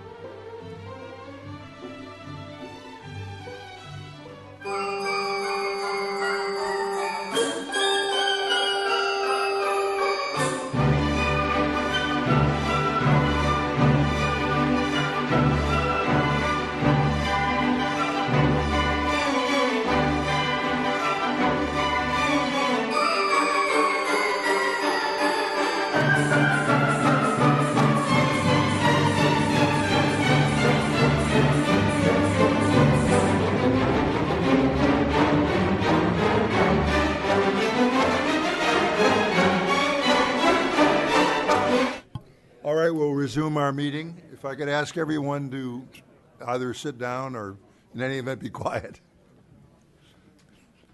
Okay. We have one other speaker before we get to conclusion. One of our people who've been sitting through all this had not turned in their card. I now have it. It's John McLaren, so I'll call on John McLaren. Thank you, Mr. Chair. It's John McLaren. I'm at 17560 Daves Avenue. Been there about 12 years. First of all, thank you for hearing me out of order. I apologize for not submitting the card. I didn't realize I had it. But I'll be brief. In general, I'd just like to lend support to the comments that you've heard from other neighbors here tonight. I feel very much the same way. First and foremost, that the size and the footprint of the proposed development is out of character with the area, too big. I think it sets a poor precedent for future development to come if this moves forward. And the big issues around that footprint are simply compatibility, view impact, traffic and parking. Traffic is a big, big issue. One of the residents, I think, on Carroll Court spoke to the traffic in that whole corridor in that area, given the school and the daycare. I see it day in and day out. Over the 12 years, I've seen it progress to where it's virtually intolerable. I think one of the big points that no one has raised is in the evening commute when traffic is heading downtown or southbound on Winchester, oftentimes traffic is at a standstill. There is nowhere to pull into traffic onto Winchester, and I think that's a concern that needs to be carefully considered. And in general, that's it. I'm not in favor of it. I think it's too big a development. I think it needs to be right-sized and made compatible to the area. So I thank you for hearing me. All right, let's see if there are any questions of the speaker. If not, thank you very much. Thank you. All right, now we can get to the applicant. So you have 5 minutes to conclude.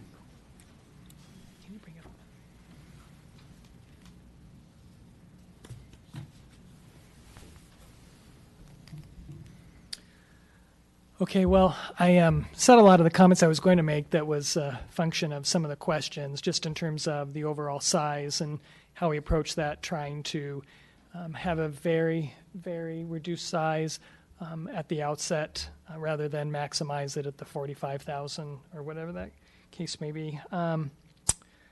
Just wanted to respond to some of the comments that were given at that point. We did not assume any car trip reductions in the traffic study due to bus trips.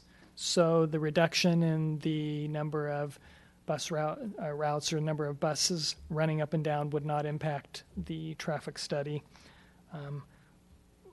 We do not have the capability of the software that Brian had mentioned. He did bring that up. We don't have that. He did give me a referral. I did go meet with the person he referenced. Really cool stuff. In fact, that person was working on a way to fly drones over the property to be able to take pictures of the topography and those things and be able to then create a 3D model. That person was just starting to do this, and we agreed to touch base in a couple months as he is working his way through that. As far as that 10-foot zone in between, totally I'm on the same page. That needs to be kept clean, and that's why we'll have a property management company that is in charge of that. We want that looking as great as everyone so that the trash and everything doesn't gather there, and that's kept properly landscaped and clean as we wanted. Privacy window we've talked about, and seeing these pictures and everything, totally understand that that's an issue. We need to address it. I guess in thinking through everything, my vote would be for the clerestory windows up above. I think that would be a good compromise. Reference to the overall size, several of the neighbors had met with me and had expressed that they wanted it to be a single-story building, and I understand that request. I explained to them that that wasn't possible. If we went to a single-story building, the maximum that we could build is right around 12,000 square feet. So it would go from 30 down to 12, just a massive reduction and down to like 25% of the allowed intensity versus zoning, and walk through the mechanics of why that wasn't possible. But that's why the single story was not pursued. And then finally, just wanted to go back, I guess, to one of my opening things relative to views. Totally understand views, really important. As I look at it, it has been mentioned, as you're coming down Winchester, Your view down Shelburne obviously isn't changed. Shelburne is what it is. Immediately after Shelburne are very tall trees where there is no view. Then acknowledge that there was this corridor window through. That's why we dramatically changed the roof and dropped the height through there to address that. Then once again, just massive trees that are staying, and they were existing there, so no views there, and then we've dropped the height down the south side and then existing trees. And so I just wanted to make sure that that was understood, that it wasn't like, wow, you hit our corner and then it was just complete open. I mean, this is the existing condition today, and we've tried to address the remaining windows that will occur there. I think that was everything I had in my notes, if anyone had any additional questions. I'm sure there are some questions. Yes, go ahead. Commissioner Birch. I want to go back to a comment that you had just made because it was what was on my mind. It sounds like I need you to explain to me how you came up with you would only have 12,000 square feet if you did a single story.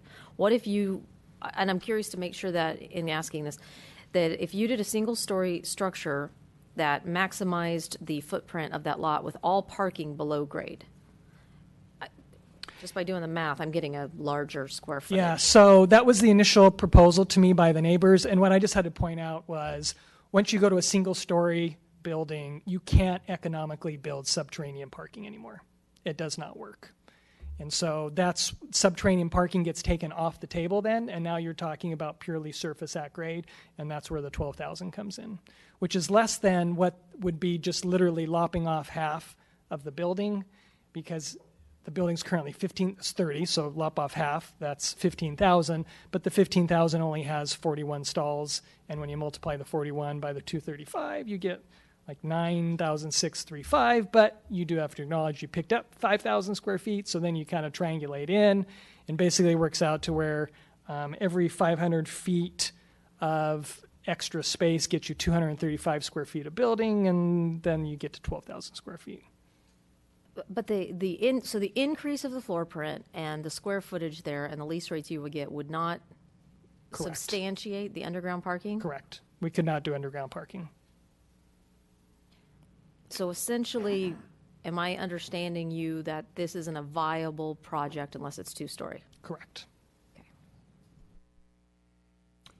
Yes. Commissioner Janoff. I don't mean to split hairs, but what about a story and a half? I mean, you've got a portion of the building that you've taken to approximately a single story on the southern side. Is it possible to also reduce other areas of the building to a single story to preserve some of the hillside views, perhaps expanding the footprint if necessary? So I feel like that's what we've tried to do. And if you look at that southern end, which is up against the neighbors, you know, your two-story element does not start. It's 125 feet away from their building, right? So when you start looking at that, we said, okay, I feel like that's got to be an adequate buffer. It's 100 feet to the property line, and then another 25 feet, obviously, from that property line to their building. Okay, Yeah. so there's been a lot of emphasis on the southern side of the building, but what we heard tonight and previously is the concern about the view as you're driving south on Winchester, and what you see is the corner at Shelburne and Winchester first, and that's where the views are. So my question is it possible to do anything to affect that perspective, number one? I mean, you've done a little bit with color, but the overall height hasn't changed dramatically. So the height has changed dramatically. So this used to be a front-to-back ridge, right? So it's going up as you head east, and this entire stretch here was 31 to 32 feet high. If you go to, and this was on one of your slides, we switched that from a front-to-back ridge to now the shed roof going down. So now you're at 24 feet. We reduced the height 8 feet down to address this exact corridor, and you can see that we haven't changed the height of the building or anything relative to but you can see relative to the tree, right, how much further down, how much greater view there was to address that exact point. So just to continue on this line, while you've reduced that corner, you've added what look like transom windows or clerestory window element again, back up to the 32-foot height. So that is an obstruction. What I'm getting at is, and perhaps you have a rendering or a perspective that illustrates the mass of the building from the Shelburne and Winchester point of view, not the opposite corner, which is heavily provided in these renderings, but the opposite end of the building, looking at the hillside view. So what I'm looking for, if you have it, or if there's some reference that we can look at, is what impact this mass has on the actual hillside surrounding it. Because I don't see hillside in that rendering. I see blue sky. Yeah, no, I know what you're saying. I don't have that. I've never created that. And that would get back into having to factor in topography and elevations and all that stuff, and I didn't have that. I did think, though, in the package I sent, did it have a focus on the northern end and showing the before and after? I'm trying to remember. Essentially the same, it's a very similar architecture, but didn't show the background. Yeah. Commissioner Hudis? Yeah, continuing on the discussion about the views, and I appreciate that the pointing out of the window between the trees, and I spent a fair amount of time walking back and forth on that sidewalk there.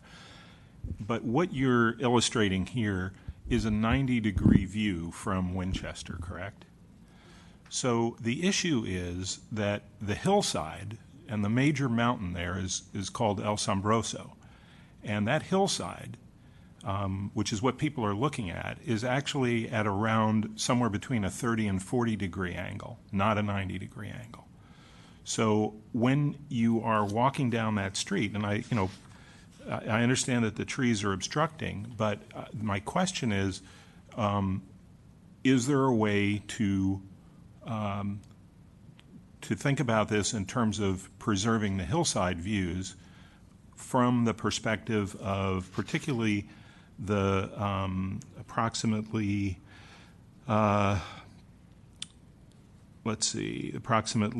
60 feet from the corner of Via Sereno, walking south on Winchester, where you have that hillside view as a pedestrian or the view from a vehicle looking in that direction. Because I think what you've designed is preserving a 90-degree view, but not preserving a view of the actual hillside that's there. So the question is... have you thought about designing the roof to preserve a hillside view rather than a 90-degree view? The hillside is not behind the building. The hillside, which would be a 90-degree view from Winchester, the hillside is around a 30 to 40-degree view when you're headed south on Winchester. Okay. And this shed roof runs vertically toward Shelburne. It's not angled. And so, it's not angled up towards the back or to the side. And so as you're coming down, I'm trying to think, are you saying... Take the mic, please.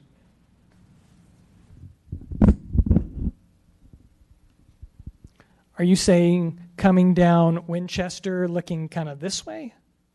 Actually, no. It's coming down Winchester in that direction, but looking toward the hillside, which is diagonal rather than at right angles. So the height here, along here, is the same as the height along there of Yes. the roof, right?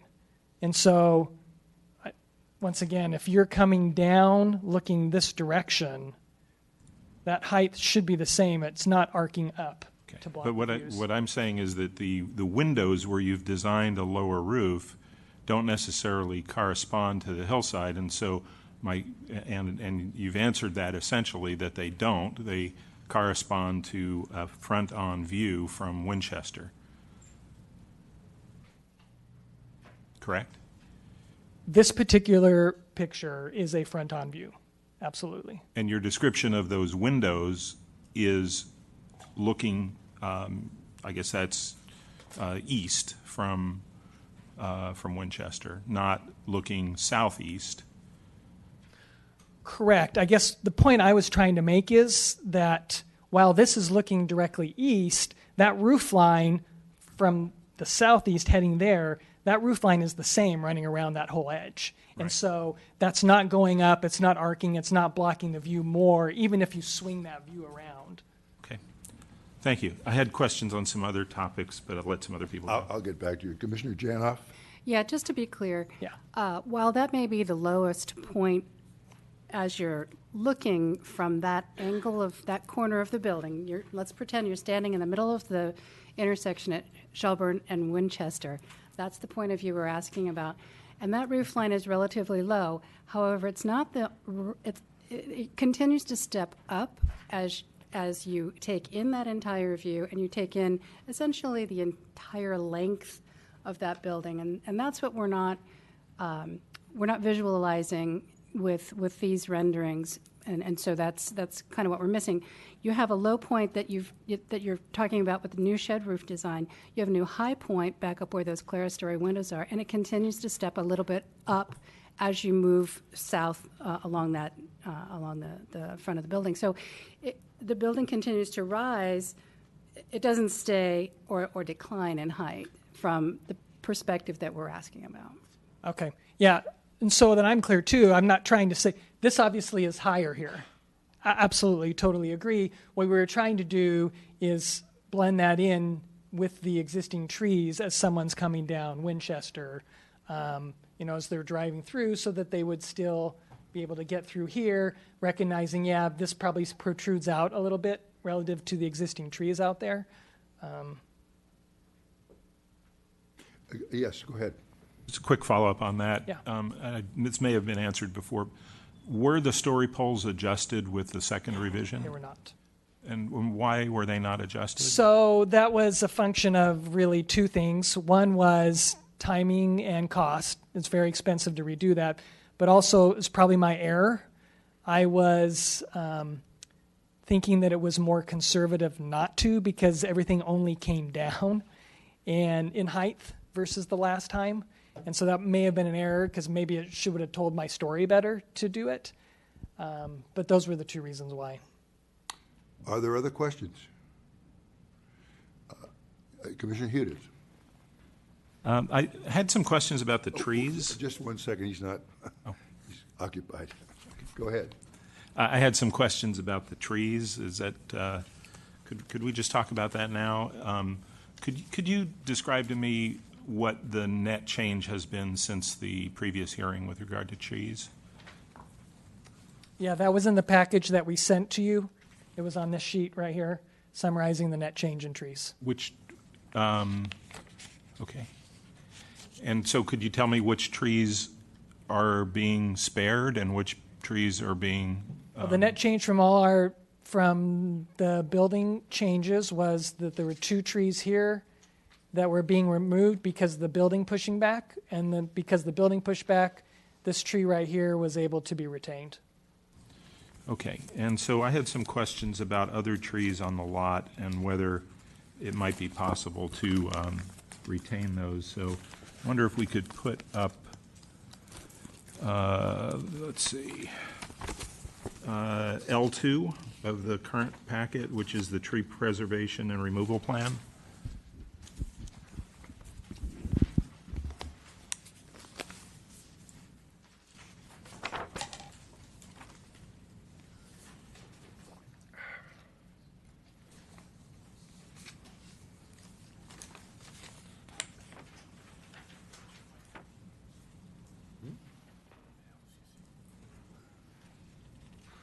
Never mind.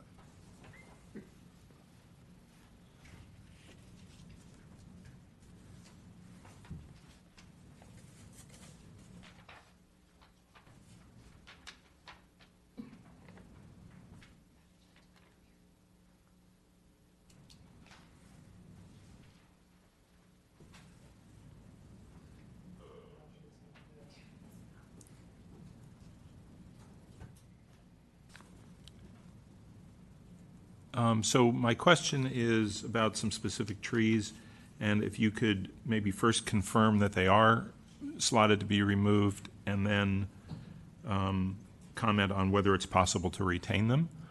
So tree 40 which is on the east border. It's a Valley Oak. Tree 40 is to be removed. And is it possible to retain that tree?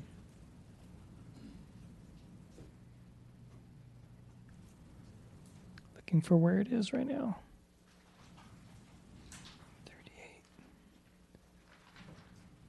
Oh, there it is over on the east. So that was the one we had previously to be retained and is being removed because of the building shift away from Winchester. But That it's not was- close to the building, so what is the, Oh, the parking structure. it's the part of the driveway? Correct. And the structure. 39? 39 is right in the middle of the parking structure as well. Okay. 34, which is on the south. Correct. That's right in the Eastern middle of the corner. parking as well.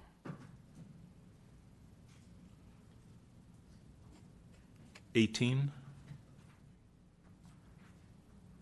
18's to be removed. That's looks to me like it's on the driveway entrance down and the circulation aisle for the parking.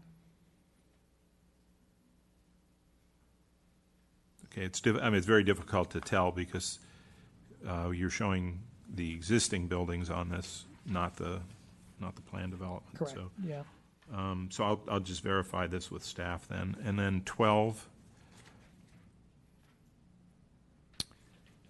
12 is to be removed, and large where is Coast 12? live oak.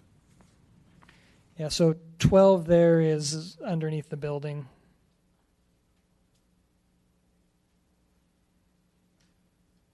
Okay. So, did you consider in shifting the building back by 6 feet, I guess, off of Winchester, did you consider sparing any other trees from the axe? From the building shift, I guess our preference would be not to shift the building and to go back and to be able to save the additional trees along the rear. And as I mentioned in the last public hearing, our whole approach on this was, and I think you can see, well, we can go back, but you've seen a lot of great trees around the perimeter of the site, and we wanted to save those. But the comment was made in the direction to shift the building, and so we do understand that need, and we decided, okay, that makes sense to get things further away from Winchester, so let's do it. And I do think, eliminating 40 will probably help the viability of 41 that's right next to it, so they're not competing for resources there, but that's my opinion. Okay, thank you. Commissioner Hanson? I just had a follow-up question on the trees, just to make sure I was understanding. Now, I do understand that in our terms and conditions, were this to be approved, that there's a requirement to do replacement trees, but I was just trying to get the big picture, and I was looking at C 2.0, if that's accurate. It's also another version of the tree diagram, and I counted that 31 trees would be removed based on counting X's, and 11 would remain. Does that sound about right to you? Staff, do you recall how many trees were being removed? I don't have that information available with me at this time, but it does sound correct. So, so my question is, you had some, it looked like, theoretical landscaping designs, unless they were actual where you would put the trees. My question is it realistic, given the footprint of the building, to put that many replacement trees on site? Because in our tree ordinance, it does say that you, if it's not possible, that there can be funds put into the town fund for trees. And is it so the landscaping plans are they in enough detail at this point that we would know you could replace? Yes, they are. We looked at that, and we have enough. It was really close, kind of right there, depending on some sizing things that we would be able to completely mitigate on site. Okay. I think Commissioner Birch, you had a question?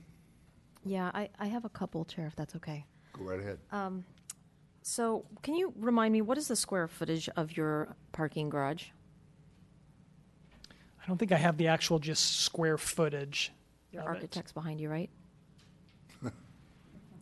Chris, do you know the total square footage of the parking garage?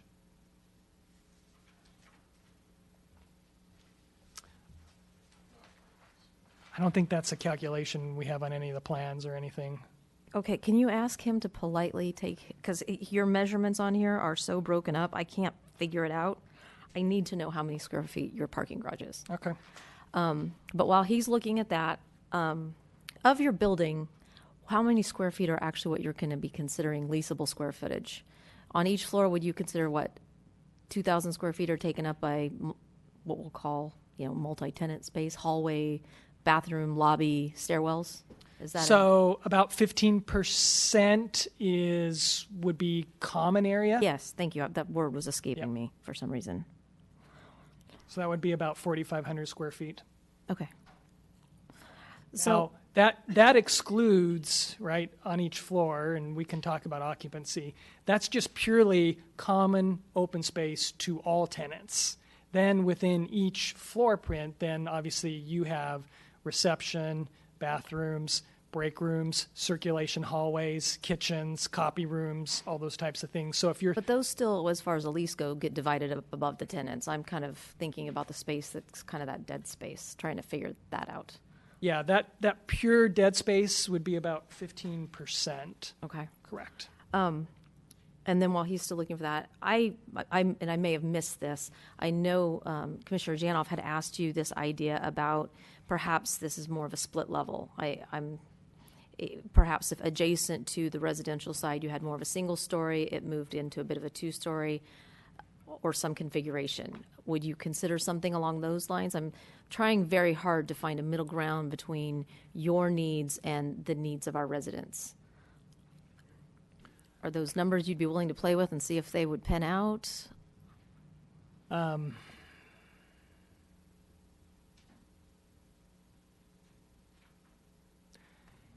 mean, it's so tough. I feel like that's what we tried to do with that south end already. And we've definitely tried to push and pull back. And I understand it hasn't been right here at the very end that they've wanted. I was at CDAC. I know what you've done. So I'm not discrediting the steps you've taken. Yeah, I'm just it's really, listening to the I would town love people. nothing more than to say, yep, that's easy, that's doable.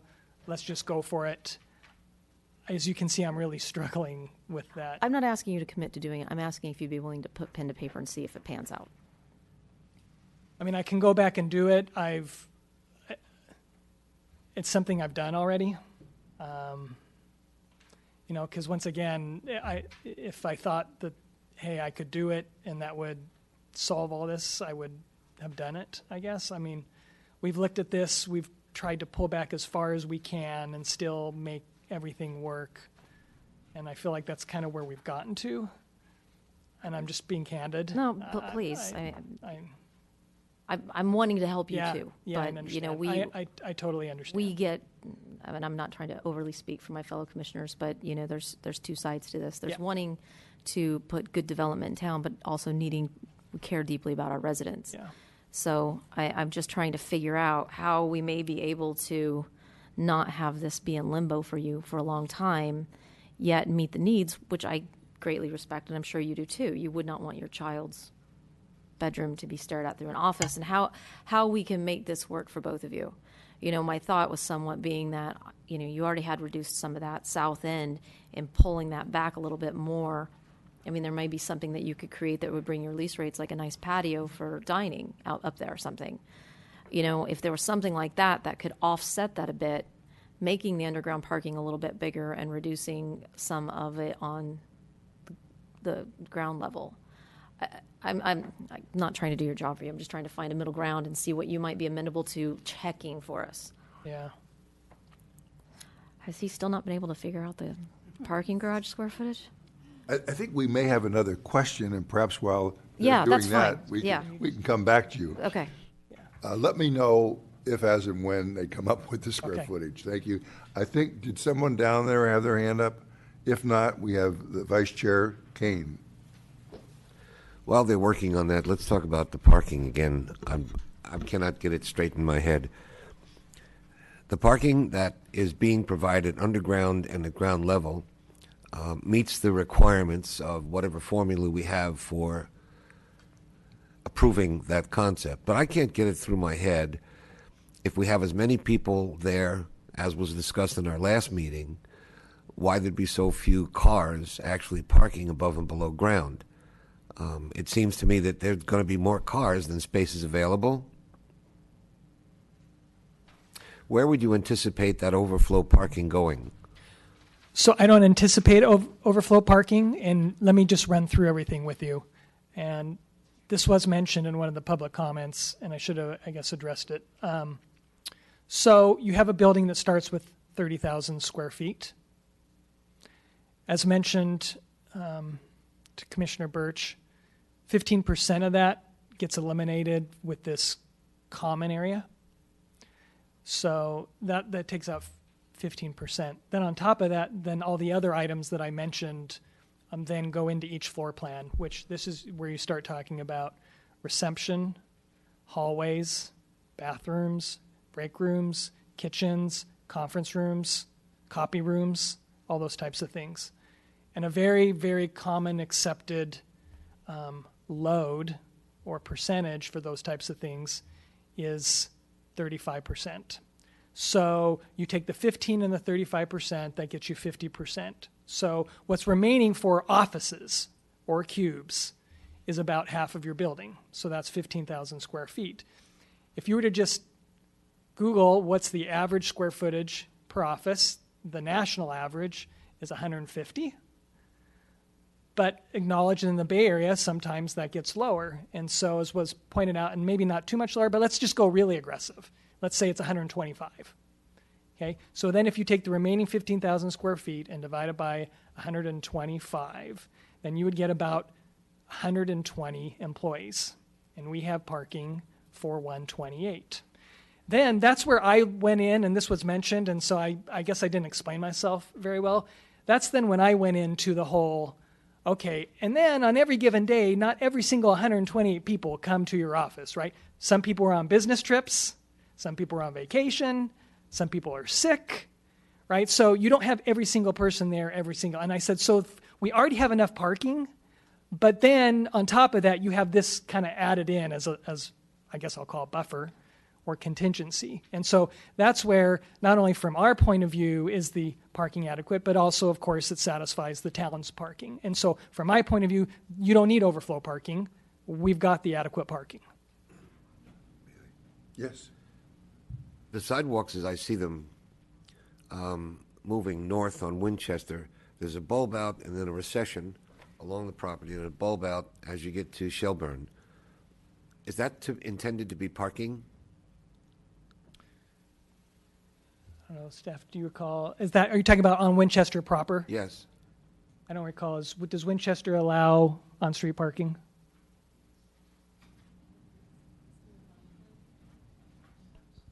Yes, it does. So that would be intended for parking. Okay.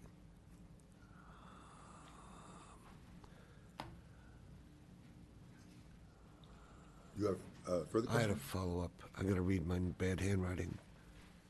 I'll come back to it, Mr. Chair. How are we doing on figuring out the size of the basement? We have it. The size of the parking footprint is 35,600. Now, we can go back to Commissioner Birch and see if that helps her. It does. Do you want to follow up with some questions, or do you want to take a moment? No, I'm fine, thanks.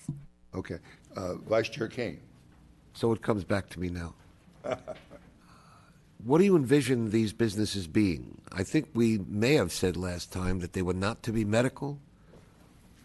Is that correct? We talked about it last time, yes, and the answer was our intent is not to do medical. We have not designed any of this for medical. We've tried to that's a big part of why we did the ceiling the way we did and the open floor plans and all those things. Our intent is to have these be professional offices. That was the need that we identified in the town, and that's what we're absolutely targeting. I'm not sure how you could control that, but be that as it may, and I can get over it, but I just don't, envision people not coming to work for a variety of different reasons. It just seems to me like what we're doing these days, everybody comes to work and works for as many hours as they can. That just seems to be the current work ethic for the kind of building you're describing, I think, in particular. But if you've got X number of employees with the likelihood of filling those 120 people in the building, you said, and 128 spaces, would those extra spaces take care of the visitors, the clients, the patients, the vendors? So I see a lot of overflow in an office building, not just for people who work there, but for people who have business there, like I have clients, like other people would have vendors, other people would have meetings with other folks coming in. That's where I see the overflow parking. If you've got it maxed out at 128 equals 128 or some number like that, and we're depending upon folks not coming to work for one reason or another, which is practical to some degree, especially when you mention business trips, where do we put all those folks who don't work in that building per se? Well, so yes, absolutely. That left over. And remember, once again, I went way conservative on the 125. I think if we were to all pull out our phone and say, what's the average square foot per person right now, the number is going to pop up as 150. So I personally think that the number of excess stalls is greater, but I went really conservative. Then you do have that street parking. And as I mentioned, as we all work, we're all workaholics, we're all here tonight, but absolutely I think the number of people that travel and do all those things, you will not have every single person there every single day. Is it likely on the ground level parking, especially as you enter it from Winchester, that someone, because you may not have the power in the future, someone will dedicate 10 visitor slots? The visitor parking, I would anticipate, would absolutely be a grade. That's what's noticeable. That's where people would go. So that would subtract from your 128, would it not?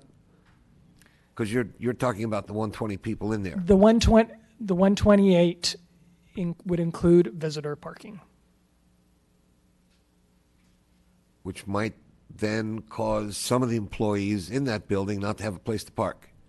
Well, I understand what you're saying, and so let me go and say what I think is going to be it. And if someone could divide 15,000 by 150, that's the parking that I think will be available for visitors. All right, thank you. Do we have other questions? Yes, Commissioner Janoff. Thank you. I'm not certain where we are at this point. I have a list.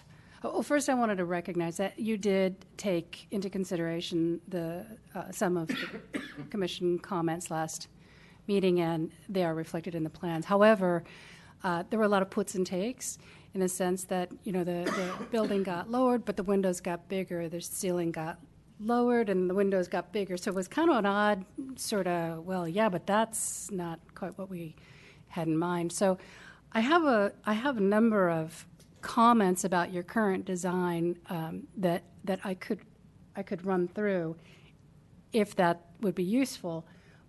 But I'm not sure where we are in terms of retaining the current design, so I'm kind of at a loss. So. Well, I think you probably have a choice. You can wait until we close the public hearing, and when it's considered whether this be approved or whether there'll be a request to do further modifications, or whether it will simply be denied. That's one time you could do it. If you think you want to be asking some questions, which would be helpful to you, go right ahead. So, but just that's the choice you have, I think.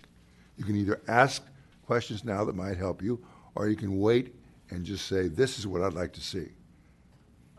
Okay. Commissioner Hudes.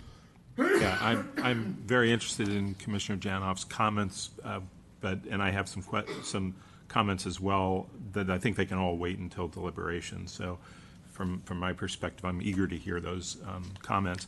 I had one other question for the applicant, and that we had some testimony that the building height might exceed what's allowable due to not having an accurate map of the topography of the site and the need to maintain what I understand is less than 35 feet in plane along existing grade. And if I'm not correct on that, I'm sure staff will correct me, but can you assure us, without having that accurate topographical map, that this building will not exceed 35 feet in height? We looked at it. The building is 32 feet from the front. From there, the slope, it slopes down. We sloped the building to follow the topography on down to match the 35 feet and stay within that boundary. Okay.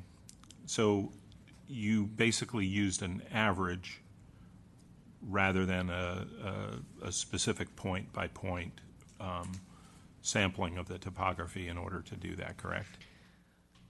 I don't know how to answer that because the answer is kind of both, I guess, right? Like in any given part, maybe someone dug out something, or there was an old tree that got pulled out, and so a spot grade next to a tree may dip down really low.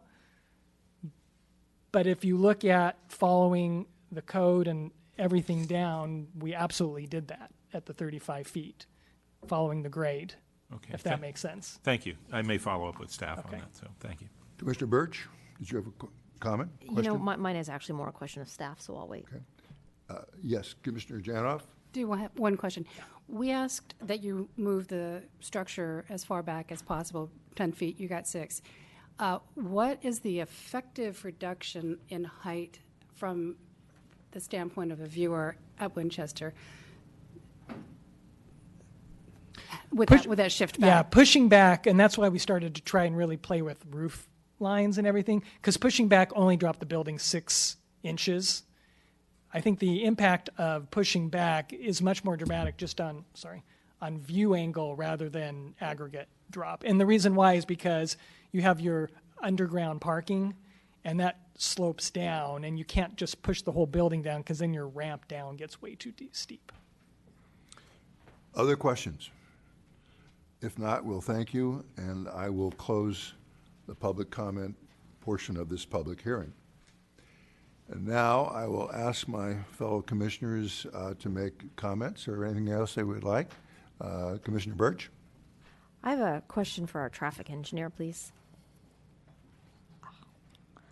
I think they're they have a microphone eagerly over there? awaiting Oh, okay. your question. So I heard a lot of comments about the drive. I wish I had a map, but the grade level parking and coming out of that and making a left. And some of the discussion was, well, can't we make it all go out on the side street? But I'm trying to understand why that would be a better or a worse option. To me, it creates a bottleneck on one street, and people are still making a left-hand turn onto Winchester. Can you explain to me, would it be better to have it on one street? Would it be creating a greater problem? Are we truly benefiting by having 2 access points? Jesse Poo, town traffic engineer. From traffic engineering perspective, it's better to have 2 driveways to serve the same amount of traffic than just one driveway. Okay. So you don't think there's no benefit in your mind at all of having, I know we like it better. I usually like it better too. It creates a bottleneck. But do you perceive any benefit, though, if this left-hand turn at that particular spot on Winchester is such an issue? Would there be any perceived benefit on creating one access location on the side street where people will be making a, a left-hand turn out of that spot? Shelburne, thank you. Yes, we have not analyzed just serving all the traffic access of one driveway on Shelburne. However, my gut feeling is it would still work, although I prefer having 2 driveways. Okay, thank you. Commissioner Janoff? Just to follow up, what is the preference? Is it an aesthetics? Is it a preference because of the building tenants, or is it a preference for 2 entrances because of the neighborhood traffic? Where does the preference lie? The reason for it? The preference lies is when you have 2 driveways, you can spread out traffic, so you don't have a traffic concentration, and that will reduce your congestion. So you're referring to the ingress and egress to the property, not surrounding neighborhood type traffic? When traffic gets out of the project, they will head to where they want to go, Winchester, mostly, or maybe some use University. So the only difference is around the corner of Shelburne and Winchester, and that's not a major changes in traffic pattern. Commissioner Hedges? Yeah, as a follow-up to that, I understand the comparison of two driveways, but I think what we're talking about in this situation is the comparison of the left turn onto Winchester from a driveway and a street and just a street, correct? So, because that's really what the concern is about the impact on the surrounding neighborhood and the traffic isn't the traffic coming out of the two driveways per se. It's that one particular driveway, and if we were to eliminate that driveway and have it all come out a street. So would you say that the sight lines would be better from Shelburne onto Winchester because of the width of Shelburne than from a driveway where there's parking that's allowed up to just a few feet of that driveway entrance? Is that correct? I think it depends on where the parking is permitted. It depends on where the red curb is. You come out of the driveway or you come out Shelburne, eventually you have to enter the travel lane in about the same alignment. So if you come out Shelburne, you look to the left, you still have on-street parking to your left, and you still have to inch out into the street before you can make a left. What's the normal parking setback to an intersection as compared to a driveway cutout? We usually every intersection and driveway is different. We have especially with driveway. We know have there are driveways don't have red curb. There are driveways with red curb. Some driveway has longer red curb. Some driveway has shorter red curb. We try to balance the needs on street parking while ensuring traffic safety, and it all depends on the configuration. But in this case, I would say the way the new configuration is, you can come out of the driveway safely, and you can also come out of Shelburne safely. Provided there's an opening in traffic, et cetera. Right. But wouldn't you say that the sight lines would be better from Shelburne than they would be from a driveway? I would say yes. Okay, thank you. Vice Chair Kane?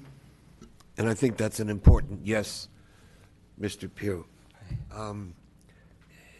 The issue essentially is we need two driveways because of the size of the building.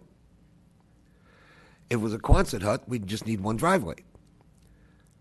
So the need for the two driveways is being created by the size of the building. And I'm thinking of... Is that a question? Are you asking him a question? No. Well, that's what we're doing. Did you know... That won't work. Come on, Tom. I don't want a speech. I want a question. You'll have a time for a speech. But if you're going to talk to him, you ask a question. I thought this was speech time. We're done with the public hearing. Then don't ask him a question and you're fine. You don't want to ask him a question? Or you want to speak to him? I want to speak to him. Don't. Somebody have a question? Ms. Badami? I have a question, and it's actually changing the subject. Sorry about that. There's concern with the perceived building height. So back to the applicant's presentation, does staff verify the topography measurements independent of their presentation? Are we to know that these are accurate numbers? Can we request an additional study, as Mr. Mekachek had recommended that the applicant do? And I believe the applicant had met with a consultant to consider some further analysis. So staff is comfortable with the sections that the applicant has provided. Additionally, during the building permit process, the applicant is also required to do a pad certification. So at that point, we'd also have verification of the building height and that it meets the 35 feet. Thank you. Commissioner Hudes. Question for staff on story poles. Is there a requirement for story poles to be adjusted when major revisions are being made to a project as the applicant has indicated? No, there's not a requirement. So the story poles, if they were originally lower than the revised project, the story poles would not have to be adjusted? They can remain. It's the applicant's choice if they'd like to revise them or not. Okay, thank you. Commissioner Hanson? This is a question for staff, Ms. Puga. I know we went over this at the last hearing, but can you remind us of the height and the square footage of the Palo Alto office building down the street?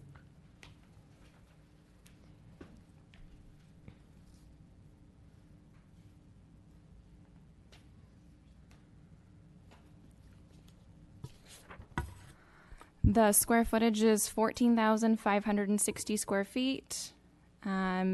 The height is 30 feet along Winchester Boulevard and increases to 35 feet along the sides and the rear of the building where the property slopes down. Slopes down. Okay, thank you.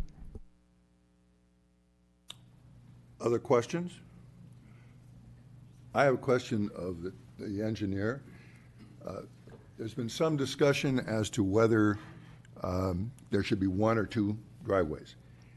And I think we understand that discussion. I'm wondering if you said there is no left turn into the driveway on Winchester and out of the driveway in Winchester, what your opinion of that would be. It would add about six cars turning in and out of the driveway on Shelburne. Would add that? Yes. So the traffic that would use the driveway on Winchester would now be using the driveway on Shelburne. So it will add more traffic load to that driveway access. We have not analyzed that situation, but my gut feeling is that it should still work. All right, thank you very much. Other questions? Okay, we finished with the engineer. Does anybody have comments, motion, whatever you'd like to do? Commissioner Kane. My concern with the left-hand turn is substantial at this point. Earlier I said I had an exhibit, and I was being flip at the time, but the fact is I drove to the building at about 10:15. I parked outside, and I've got a big old Jeep Grand Cherokee monster brick truck, and as I was parking there, two cars went by me so fast that my car shook. And I thought, well, that's interesting. I didn't expect that. I grabbed the closest thing I could. I don't have a cold. I grabbed the closest thing I could, which was this tissue box. And from 10:45 to 10:55, 63 cars went by me heading north. Of those, 8 were equal to or lower than 25 miles an hour. 44 were going substantially over that, up to 30, and 19 of them didn't even show the speed because the sign just kept flashing, slow down. That's the experience I had out there. I'm not a traffic engineer. I'm just a guy sitting in a car that was getting rocked, and I went, this is different. And most of us, plural, that is to say 50-something out of 63, don't obey that speed limit. Now, I don't know if a scientific study is going to account for that or not, but it's going to be hell to pay to get out of there, making a left onto Winchester, unless there's a flashing light to tell people that cars are coming, and you're focused on this speeding guy coming from your left, and you don't see the bicycle coming from the right. It just strikes me as a disaster waiting to happen. Now, that's what you have to put up with. I'm not a traffic engineer. I'm just a guy who took an oath to try and do the right thing. And my experience is very disturbing. And I want to share that with my commissioners and hear what you think, because I think in watching the traffic, I could live with a left-hand turn in if we had to try to find a way to make this project viable. I imagined I was coming out. I made the right turn, like the lady does sometimes, and I went down Claiborne, Shelburne. Despite the fact that there's 85 potholes there, it wasn't inconvenient to get down there, turn on University, and go up Blossom Hill and get back to where I was. So my position currently is that maybe I can live with the left in, but I cannot live with the left out. Thinking of the day, and this was 10 o'clock in the morning. This was 10:45 to 10:55. If I had more time, I would have stayed there. But I'm sure the ratio wouldn't have changed. It was extraordinary. 20 guys flying by over 35, 8 people at a 63 rather, obeying the speed limit, and 2 of those made a right on Shelburne. And by the way, nobody made a left into Shelburne coming down. Now, I'm no scientist, but that's my 10-minute experience. I've been concerned about that from the beginning. I went down to the medical building. They've got the advantage of the Dave's Avenue intersection, and they're all tied up. They've got red lights and children lights and push button across street. Everything's tied up tight. So I don't see the buildings as comparable in that sense. And what I do see as analogous is when we have a house in the hillsides, sometimes we have to say, all of your objective numbers are right, but it doesn't fit the site. There's objectivity on these numbers fit. The subjectivity is, it turns out to be a really tough site because of the view down Winchester, and the need to get out on Winchester, and I don't think that's a good idea currently. So that's my issue on traffic and left turns. I've got issue on commercial guidelines, but I'll come back to those later. Commissioner Birch? To step back at a higher level, and I believe Commissioner Kane had alluded to it, I think this is all coming back to the size of the building. And, as if we analyze traffic comes from the number of people, the people are from the square footage of the building, and I've been sitting here trying to look at it, and I'm not easily finding a solution, and it sounds like that you're equally backed into a corner as far as a solution, which to me, begs the question to my fellow commissioners: do we continue it, or do we look to deny and let him move on? I typically try to find that compromise and find a way to continue, but I'm not sure I'm seeing it. And I would just like to get my fellow commissioners' read, as we go through, we could talk about the weeds, but I just feel like there's this higher level we need to talk about. Commissioner Hudis?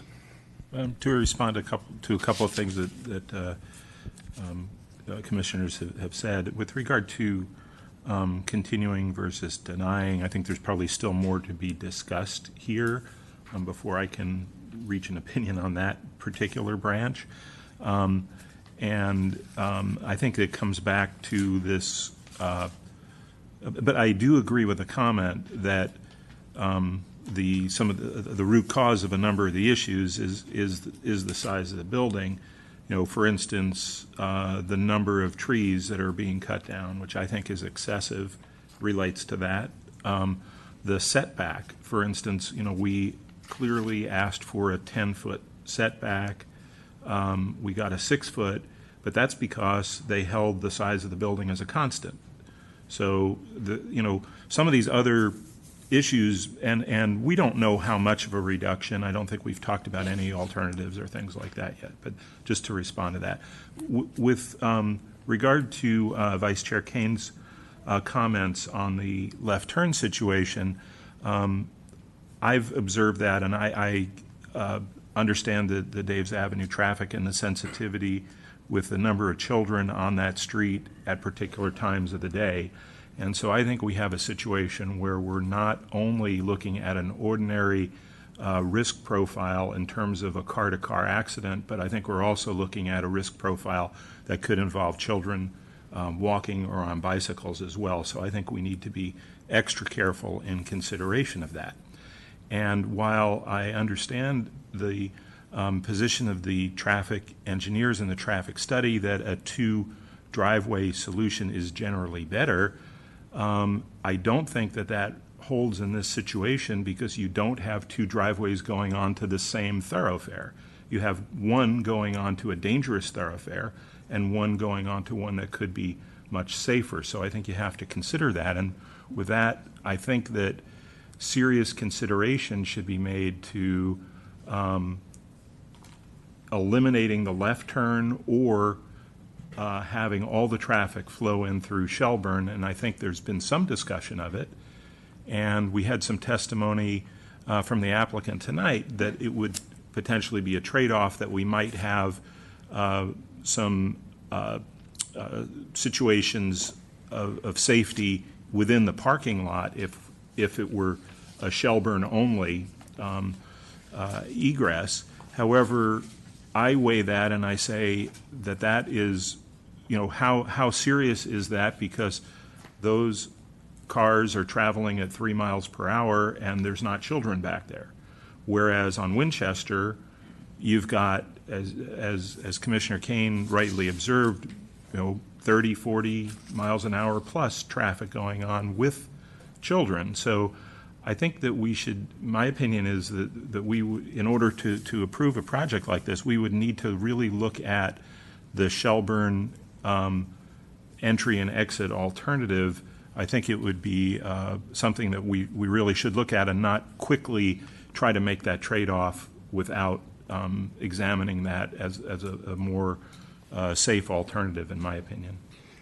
Before I go into any more questions, I want to just say something. I don't think I've said too much tonight. I personally think that we would be better off denying than going back to the drawing board, because the questions being raised tonight are not only important for this project, but we know fairly close to it is a fairly large former nursery, which will also come. It seems to me the zoning and everything in that whole area is totally consistent with what the applicant has asked for. On the other hand, people have raised serious questions and have said, notwithstanding that it meets all the requirements, meets the height requirements, we can limit the left-hand turns, we really don't want to do it. And we've also heard from the applicant who said, I can't substantially reduce it any further. I would like to know where the council comes down, because this is not the only question we're going to have on this street, and we know this street is a gateway street. So I think we, and I think the applicant, would be benefited from finding out from the council, because it's zoned for the way it is. Everything has been done by the town. We have a recommendation from staff. We've heard from the traffic engineers. As far as they're concerned, we ought to approve this project. I have not heard one of my fellow commissioners speak in favor of this project. So to say let's go back to the drawing board, to me, would be unfair to us, because I'd like to get some direction from the council, and would be unfair to the applicant, because it isn't free to keep doing revisions, particularly when we're not agreed on what those revisions should be, how small it should be. So I just want to throw that out. Whatever you want to do, obviously, we'll do what the majority wants. Now, I think Commissioner Kane had his, Vice Chair Kane had his hand up before I said something, so I'll look to him. Then maybe I'm speaking to council, or maybe I'm speaking to the applicant. I think the architecture is outstanding. I love the drawings. I love the thought that went into it. It could be a beautiful addition to the town if it was half its size, if we could just get 3-foot people to be there, because it's the size that is the problem. In the required findings, that the site is physically suitable for the type of development, that the site is physically suitable for the proposed density of the development, and that density, because of the size, is at least my issue. And I go to the commercial design guidelines, and the common ones apply to this and any other project that's not in one of our special districts.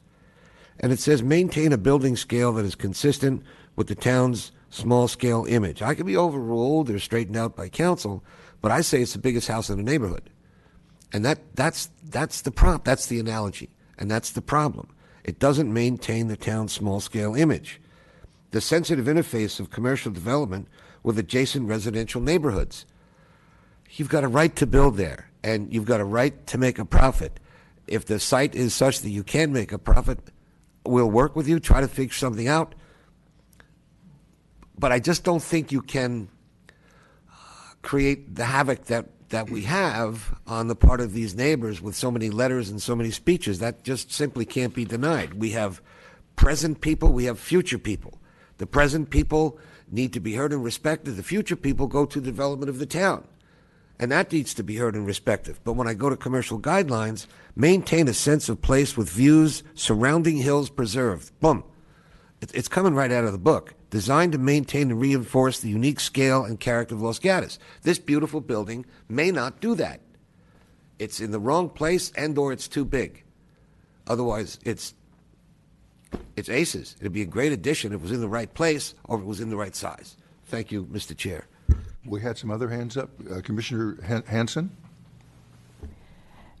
I too thought that the revisions that were made, I like the architecture very much, and I'm troubled because I hear that this is in compliance with the building code requirements and whatnot, but then we have to consider neighborhood compatibility, and if this were actually on University, it probably would be a much better fit, but the reason I asked about the Palo Alto building is, although there are buildings somewhere on Winchester that are 30,000 square feet, they're not there.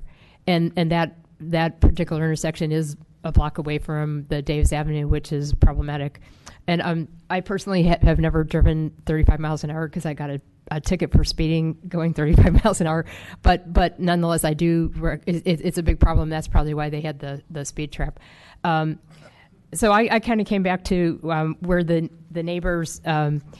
Neighborhood input isn't everything, but it's a lot. And normally, when there's a compelling reason to approve a project, there's usually at least one neighbor that thinks it's a good idea. And right now, the current proposal isn't where it needs to be, in that we haven't heard any neighborhood support for the project as it stands now. So then we're at this crossroads where economically it may not work to reduce the size enough to get it there, but I was hoping that there was some kind of compromise to maybe reduce parts of the building to single story, but I don't know if it's going to make sense to continue it or to deny it and then see where it goes from there. But right now, I don't think that the project's where it needs to be. Relative to the traffic, I too share the concern, and I do think that independent of all the traffic analysis, that it would be a superior solution from a traffic and safety perspective to have all the traffic routed through Shelburne. And those people are going to turn left on Winchester anyways to go downtown or go to Highway 17, go south or whatever they do. But it would be, in my mind, safer to do it from there. So, but to go into the traffic and try and make changes right now when we don't have a basic proposal for the building that is something that appears that could be approved, then I think we should leave it to decide whether or not we move forward before we start making those kinds of changes. Commissioner Janoff? Yeah, just echoing the views of my fellow commissioners. I think that there's work to be done on the design. I don't think all of the requirements or the requests that we had made from the last meeting have been satisfied, as I mentioned before. So there is work there. Your neighbors obviously still have some issues with the problem. But overall, at that 30,000-foot place, this is an overly constrained problem. You push one place, you get a bigger problem elsewhere. And I don't think it makes sense for us or for you, as has been said, for you to continue to go pick up another rock and we find out it's not quite the right rock. So it's a little bit of an unfair situation. So I personally would be in favor of denying it, to push the issue to town council, assuming that we can frame a question to town council that would yield an answer that we can work from going forward. Well, let me suggest one thing. It's been fairly clear to me that most people, when they come in and satisfy all of the written requirements, that project ought to get approved, except, as the vice chair says, in some cases, the uniqueness of the situation would say, no, you don't. But the problem that I'm concerned about, and that's why I think the council could be helpful, that whole street is zoned consistent with this project. So if we want a smaller project, then I think the council ought to weigh in, because it isn't just going to be this project. And that is not what they've said in the past. So I would like to hear. Now, we'll start with Commissioner Birch and we'll go down the line. Well, Thank you. Just because very quickly, this may or may not be the right time to say this, but I'm going to formally request a study session, a joint study session between the Planning Commission and the Town Council for Winchester Boulevard planning. I think we have a lot of stuff coming up on that street, and while we're always looking at applications one at a time, I think we need to have a global review of this. I would like to. Yes, Commissioner Janoff. I hate to make that elephant even bigger, but we've got a lot of other issues in close proximity to this Winchester Avenue project. Boulevard. We've got the McCarthy at the corner of 9 and Santa Cruz. We've got the 2 projects on Alberto, and other projects that we don't yet know about, all of which boil down to a very, very similar dilemma on our part. They meet the requirements, and yet there's something major that seems flawed about them. So I would agree that a study session is a very reasonable thing, but I would like to see it broadened so that we're really looking at that if it can't be town-wide, at least within that square mile. Yeah, be good. Commissioner Hudis. And I guess I am in favor of a denial in order to further the process and for all the reasons that I've said. I would respectfully disagree with the chair that all the written requirements have been satisfied, because I think there are a number that haven't. One of them would be the requirement to preserve views of the hillside. My opinion is that hasn't been maximized. Also, I think there may be some architectural compatibility issues. I would actually love to hear Commissioner Janoff's requirements on those, but I think that relates back to the commercial design guidelines.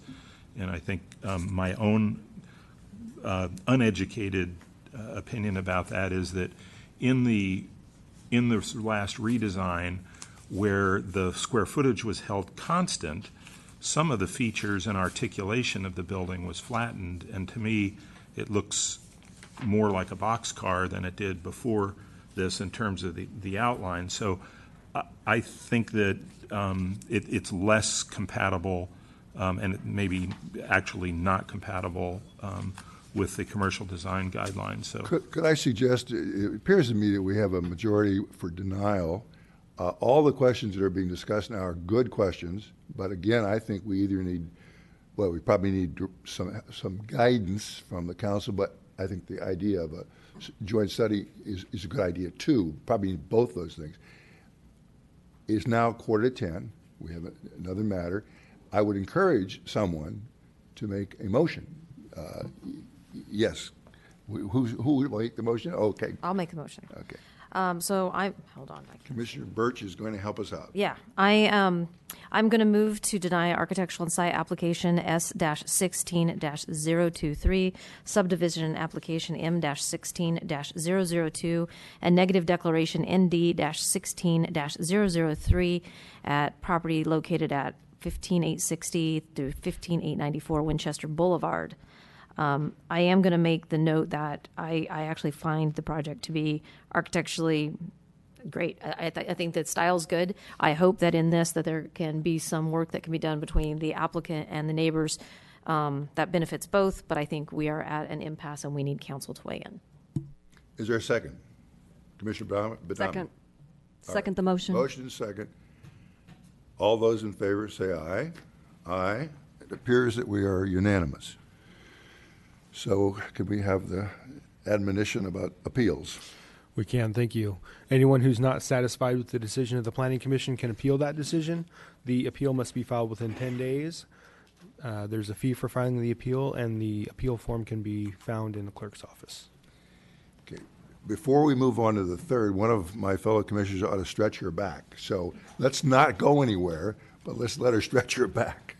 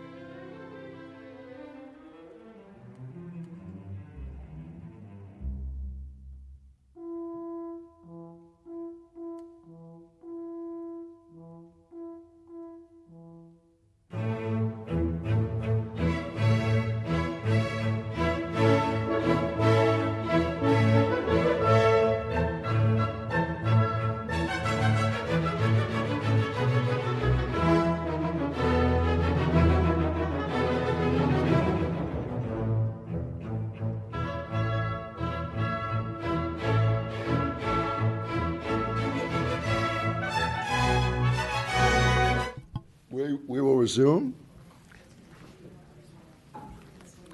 The next matter we have is item number 3, and this is on the conditional use permit application for a project location at 681 Blossom Hill Road. Consider a request for approval of a modification of an existing conditional use permit for Firenze Pizza to allow on-site beer and wine service on property zone CHPD. So I'll ask for staff report. Thank you. Good evening, Chair and Commissioners. The project in front of you tonight is the proposal from the applicant Firenze Pizza requesting approval of a modification to their existing conditional use permit at 681 Blossom Hill Road. Specifically, the applicant is requesting to modify the existing conditions of approval to allow on-site beer and wine service in compliance with the town's alcoholic beverage policy. The project is being considered by the Planning Commission this evening, as any request for new alcohol service requires your review and recommendation to the Town Council. Additionally, any modifications to an existing CUP, including conditions of approval, shall be approved by the Planning Commission. As described in the staff report, the project proposes no additional square footage or seating, and as such, there would be no increases in required parking. No written comments or concerns have been received from neighbors at this time. The proposed use is in conformance with the town code and is consistent with the general plan. Therefore, staff recommends that the Planning Commission review the findings in Exhibit 2 and consider making a recommendation to the Town Council for approval of the project with conditions of approval shown in Exhibit 3. This completes staff's presentation. However, I'm happy to answer any questions. Are there any? Yes, there are questions. Commissioner Birch. Can you remind me, please, the Super Duper that's on the corner there? What is its CUP as far as alcohol? So it's a restaurant. The conditional use permit is for restaurant use, and they are permitted to serve alcohol. I have a follow-up. Are there any limitations for the times on their service that you know of? I don't have the specific condition in front of me, but I don't believe so. Okay, thank you. Commissioner Hanson? I had a related question and then a second question. We heard the Super Duper a couple of years ago, and so they and there was some controversy during that discussion about having being so close to Fisher, but they've been having the beer and wine service. So my question is, the experience. Do we know have the police had any reports of anything? I've been in there multiple times. I've never seen any issues, but I'm just curious, since that's a great precedent, being a couple hundred feet away. Have there been any issues that with them abusing the alcohol policy that we know of? That would likely be brought to staff's attention as it pertains to conditions of approval that are imposed on restaurants with alcohol uses. So one of those conditions is that if complaints are received, that the police can impose specific restrictions on that business. Likely that would be brought to our attention to adjust those conditions as well. None have happened at this time. And then a follow-up question. My impression is most of the other pizza restaurants in Los Gatos do serve alcohol. Is that a correct statement? I would say the majority would. That would be correct. Okay. I have a question, seeing no other ones at the moment. On page 4 of 7 of the report, it's just a question. You had said requirement, this is starting on page 6, I guess, 3. It says, bottom of the page, furthermore, requirement 3 states in entertainment in association with an eating or drinking establishment may be allowed if standards in a permit process are adopted. The applicant is not proposing entertainment. However, the existing conditions of approval allows live entertainment prior to 10 p.m. in compliance with the late night entertainment policy.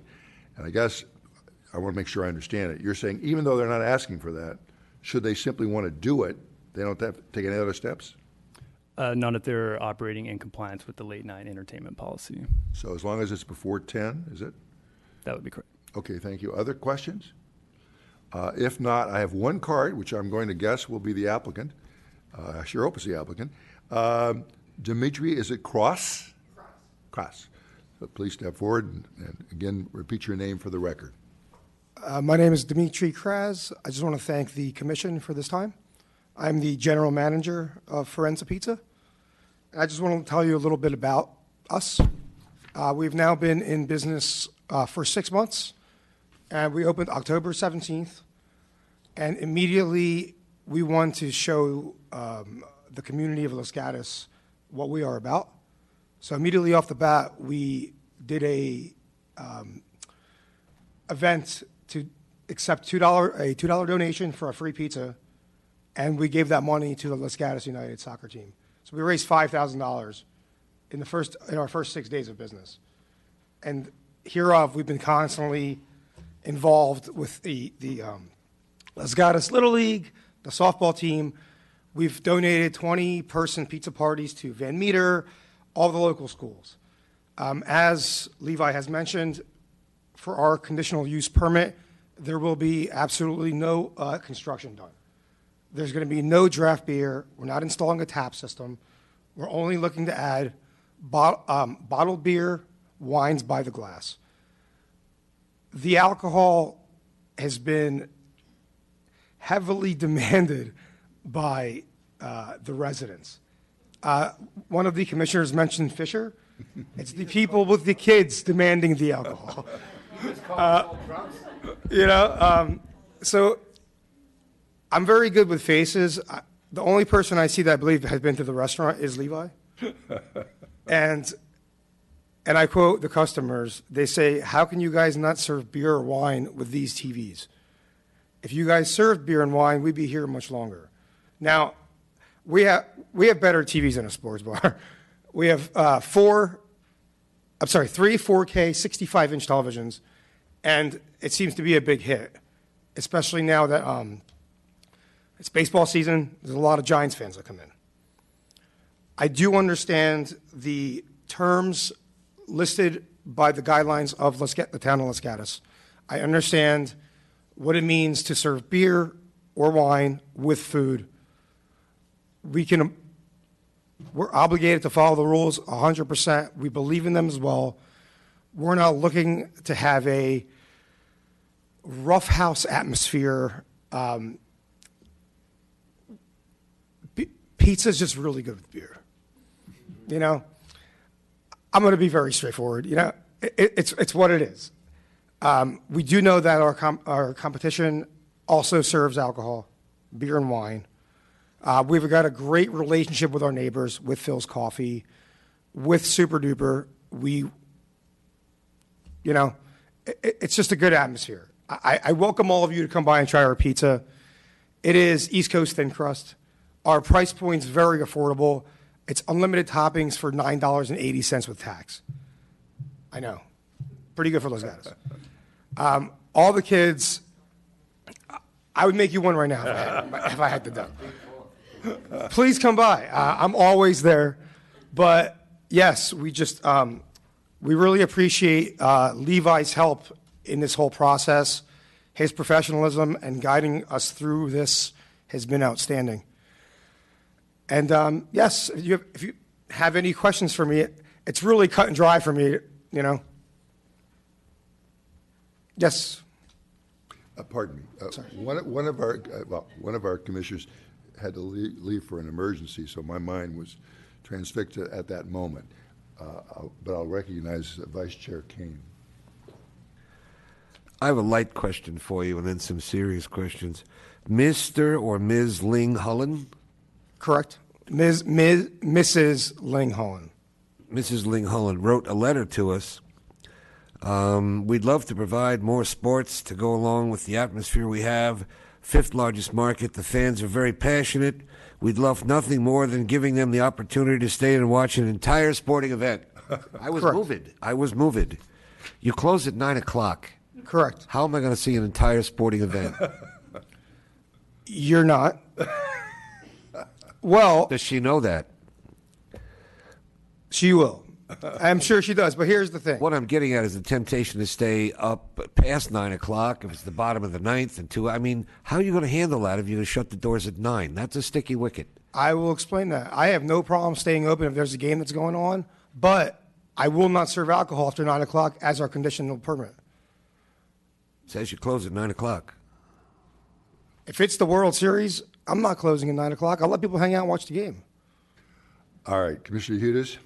I'm not done. I mean, does that mean you don't close at 9 o'clock? Our hours are 11 to 9, and the conditional permit we're applying for is to serve beer or wine only between the hours of 11 a.m. till 9 p.m.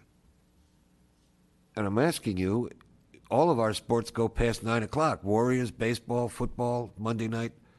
What exactly are you going to do about that? I'm a diehard sports fan. If this restaurant is packed with people and they want to stay and just watch the game, I will not deny them that. I need to talk to code compliance. Levi, what'd you tell him? The current conditions of approval actually allow them to operate until 10 o'clock. So if they want to operate until 10 o'clock, they would still be operating in compliance with their conditions of approval. And then they've got to shut down at 10. Well, the beer and wine sales stop at 9, right? If that's how the condition is. That's what's before That's what us. he said. He said he would. He said, Well, he's going which is to good. comply with his. He's going to comply, is what he said. 100%. And he can stay up until 10, but he can't sell beer and wine after 9. That's what the conditions say. So my follow-up of more seriousness, but this suddenly got serious.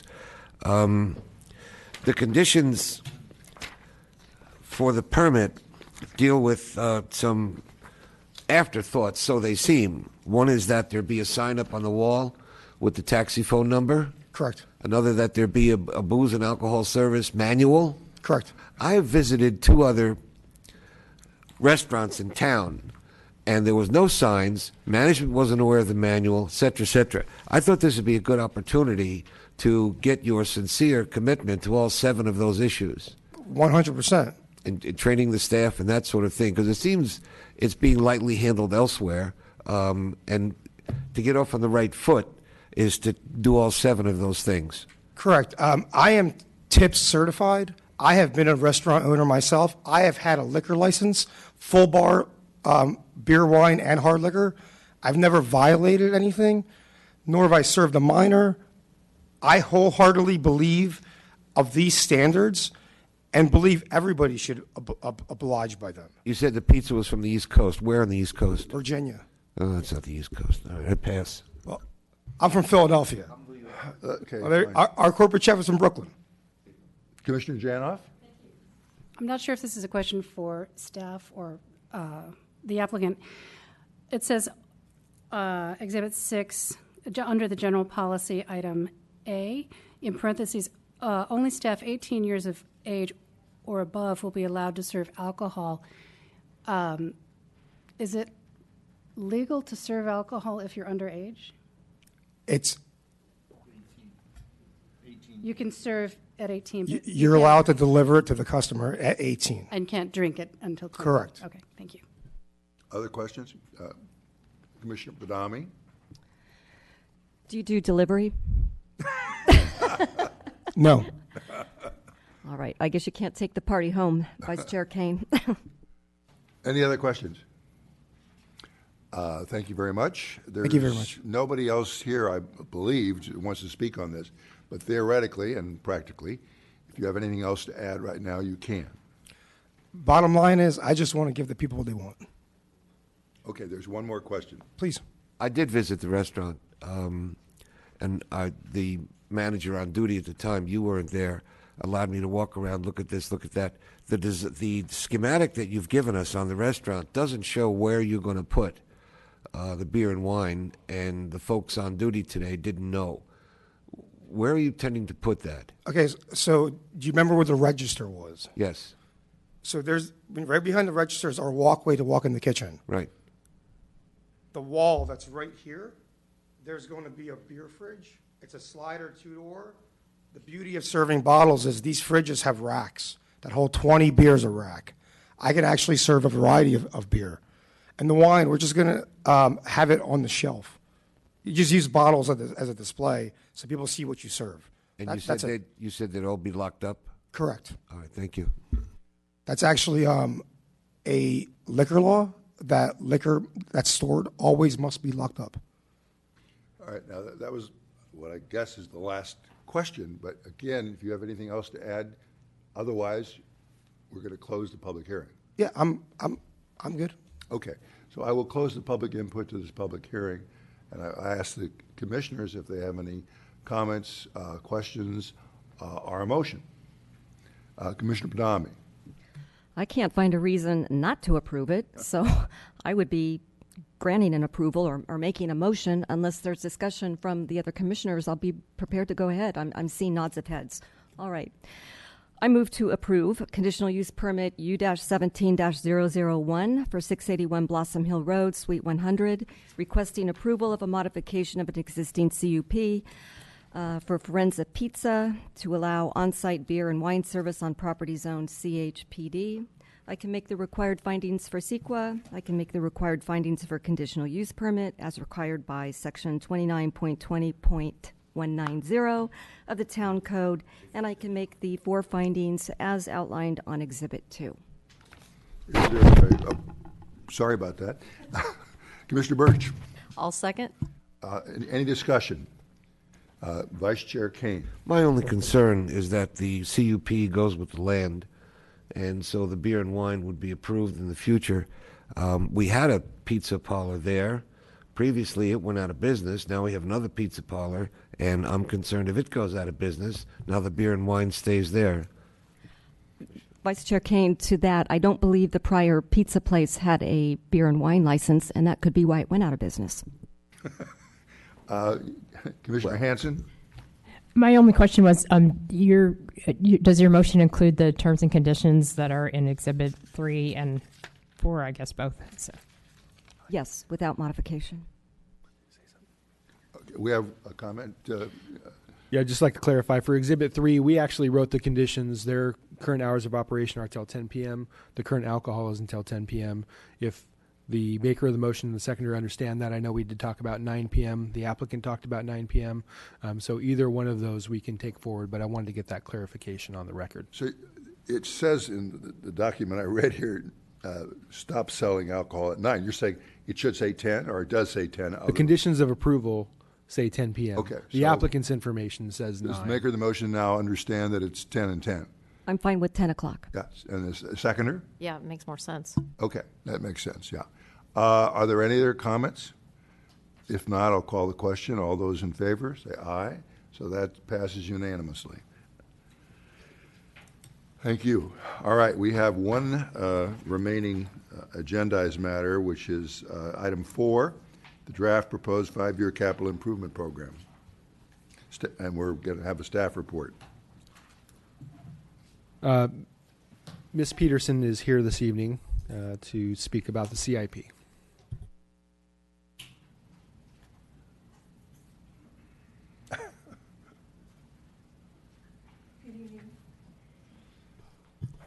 Good evening, Chair and Commissioners. Lisa Peterson, Town Engineer. And as we do every year at about this time, we come to the Planning Commission with the draft capital improvement program for 5 years. And we do request that the Planning Commission verify conformance to the general plan. So our capital improvement program is really broken into 3 components. We have our streets, we have our parks, we have our facilities. So regarding our streets, we have the general plan's transportation goals and policies, which address maintenance of our streets. So we have a couple, actually very large capital projects coming up this year. One of them, I'm sure most of you have heard about, is our Almond Grove project, where we're going to be reconstructing 8 of the concrete streets in the Almond Grove neighborhood. We also have a very large street maintenance project that is coming up that is going to be an asphalt overlay on a section of Lark Avenue. And additionally, we've got some sections on Blossom Hill Road that are going to be overlaid. We have a large slurry seal project that will be happening, and this is going to be sealing our roads that are in good condition to keep them in good condition. One very large area is Lark Avenue from Highway 9, Los Gatos Boulevard from Highway 9 to Lark Avenue. And we also have about 56 of our residential streets as well that we will have that slurry seal on. We are meeting our general plan open space parks and recreation goals through implementation of some of our park improvement plans that we have in our capital 5-year program. We also are meeting our sustainability goals and policies through some energy efficiency upgrades that we have in our facilities, such as energy efficiency upgrades that are going to be happening at the Civic Center, and also outside lighting, such as LED, where we're going to be changing out and putting in LED lights. And so tonight, what we are again asking for is for the commission to verify the CIP and its conformance to the general plan, and also to recommend the approval of our 5-year capital program to the council. Thank you very much, and I'm here to answer any questions if you have any. Let me first say this before we get into comments. I just want to tell you that it's an amazing thing when I find reading all these numbers interesting. So whoever drafted this or whatever group of people did a wonderful job. I think I understood it. That's even more startling. So I just thought it was a great job. Thank you very much. Now, questions, comments? Vice Chair Kane. I want to echo the chair's sentiments. It's really a great job, and it's really clear, and it's really ambitious that you're all going to get this done on the deadlines that you did. It makes me to be a proud member of the Los Gatos community, as the lady would say. Is Shelbourne Way in your plans? It is not. It's a minefield. Take a look at it. Along those lines, I want to pass along a compliment that I'm sorry Matt's not here. On a given morning, 2-3 months ago, I'm crossing the bridge on Blossom Hill, headed east, and I hit a giant pothole in the middle of the bridge. And I thought, gee, I called PPW and said, "There's a pot." I told them exactly where it was. On my way home, it was fixed. So you read the Mercury a lot about people complaining about things that never get touched, and we did a really good job. In the section where you talk about the fountain outside, you say you're going to put in plants and agriculture, reduce the water space. I want to know if the water will work. Does it work? Is that part of the budget? So part of what we're going to be doing is definitely making that work. Yes. Excellent. Thank you. Commissioner Birch? I know most of the parks, it's pretty specific to which park, but I wondered if somewhere in this is some type of plan for the moles in the parks are insane. So I live really close to one, and my friend actually broke her ankle in the park. So I had to take her to Good Sam. They're terrible. So that would be part of what our maintenance would take care of. So, please, any time you have issues like that, let PPW know, and we can go and assess the issue and take care of the problem. Okay, so it's sitting in a bucket here that just yes. Sipped into for those needs. Okay, thank you. Commissioner Hudis?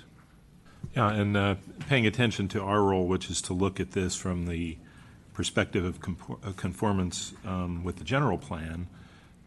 It brings to mind the traffic element and the very significant issue we have with cut-through traffic, which would, I think, put us out of compliance with the general plan if measures aren't taken to address the traffic issues there.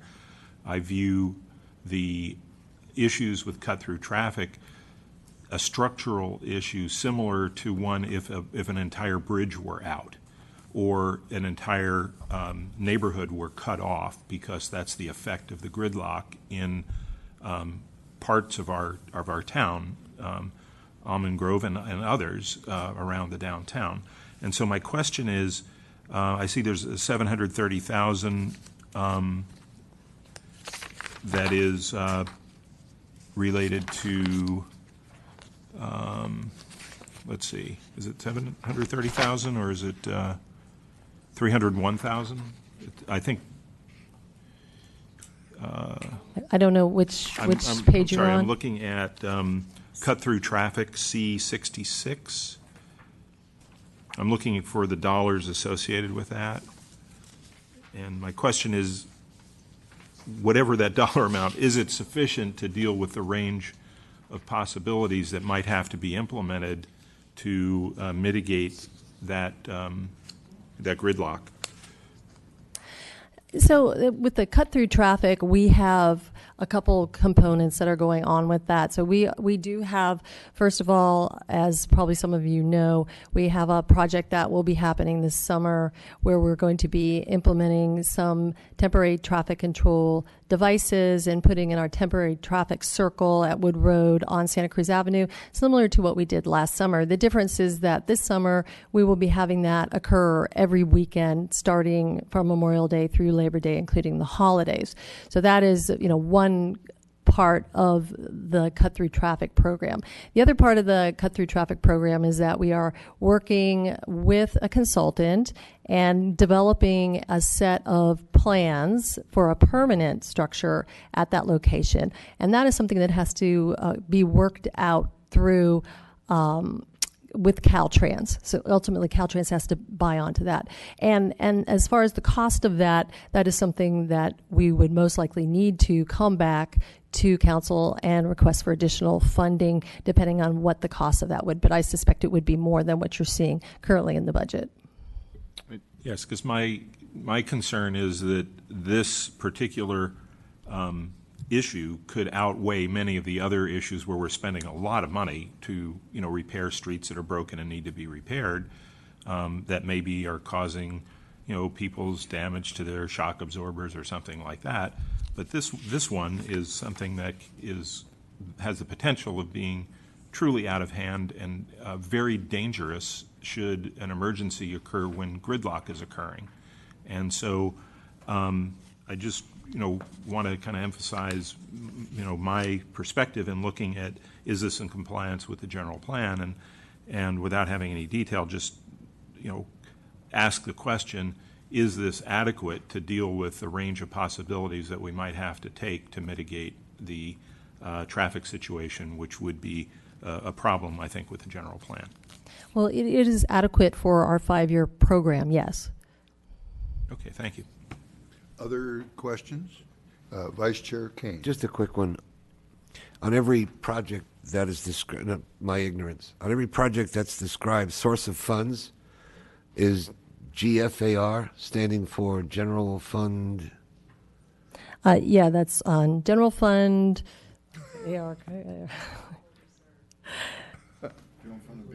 Available reserve. Available reserve. Thank you. General Fund Available Reserve. So the General Fund Available Reserve is what's typically available at the end of the year, and that then gets put into our capital program. So from our general fund, remaining balances. Thank you. Other questions? If not, I would entertain a motion. We need a recommendation, which is described on page 3 of 3. Commissioner Badami. I move to forward a recommendation to the Town Council for the 2017, 2018 through 2021 through 22 draft proposed capital improvement program. I can make the required findings for CEQA, and I can make the findings as required pursuant to the adopted guidelines for the implementation of the California Environmental Quality Act, that the potential projects are consistent with the general plan, North 40 specific plan, the Albright specific plan, and the Hillside specific plan. Okay, so that includes the recommendation the Town Council approve the 2017, 18, 2021, 22 draft proposal CIP. Correct. Yes. Is there a second? Yes, Commissioner Hudis. I'd second the motion. Is there discussion or questions? If not, all those in favor say aye. The matter passes unanimously. Okay, so thank you very much. And now I look to staff for any report you may have. Yeah, extremely briefly, the Town Council met last week and considered your recommendation for the Los Gatos Roasting Company to add beer and wine service, and they approved that project. And that's all I have for this evening. Any comments from my fellow commissioners? If not, the meeting is adjourned.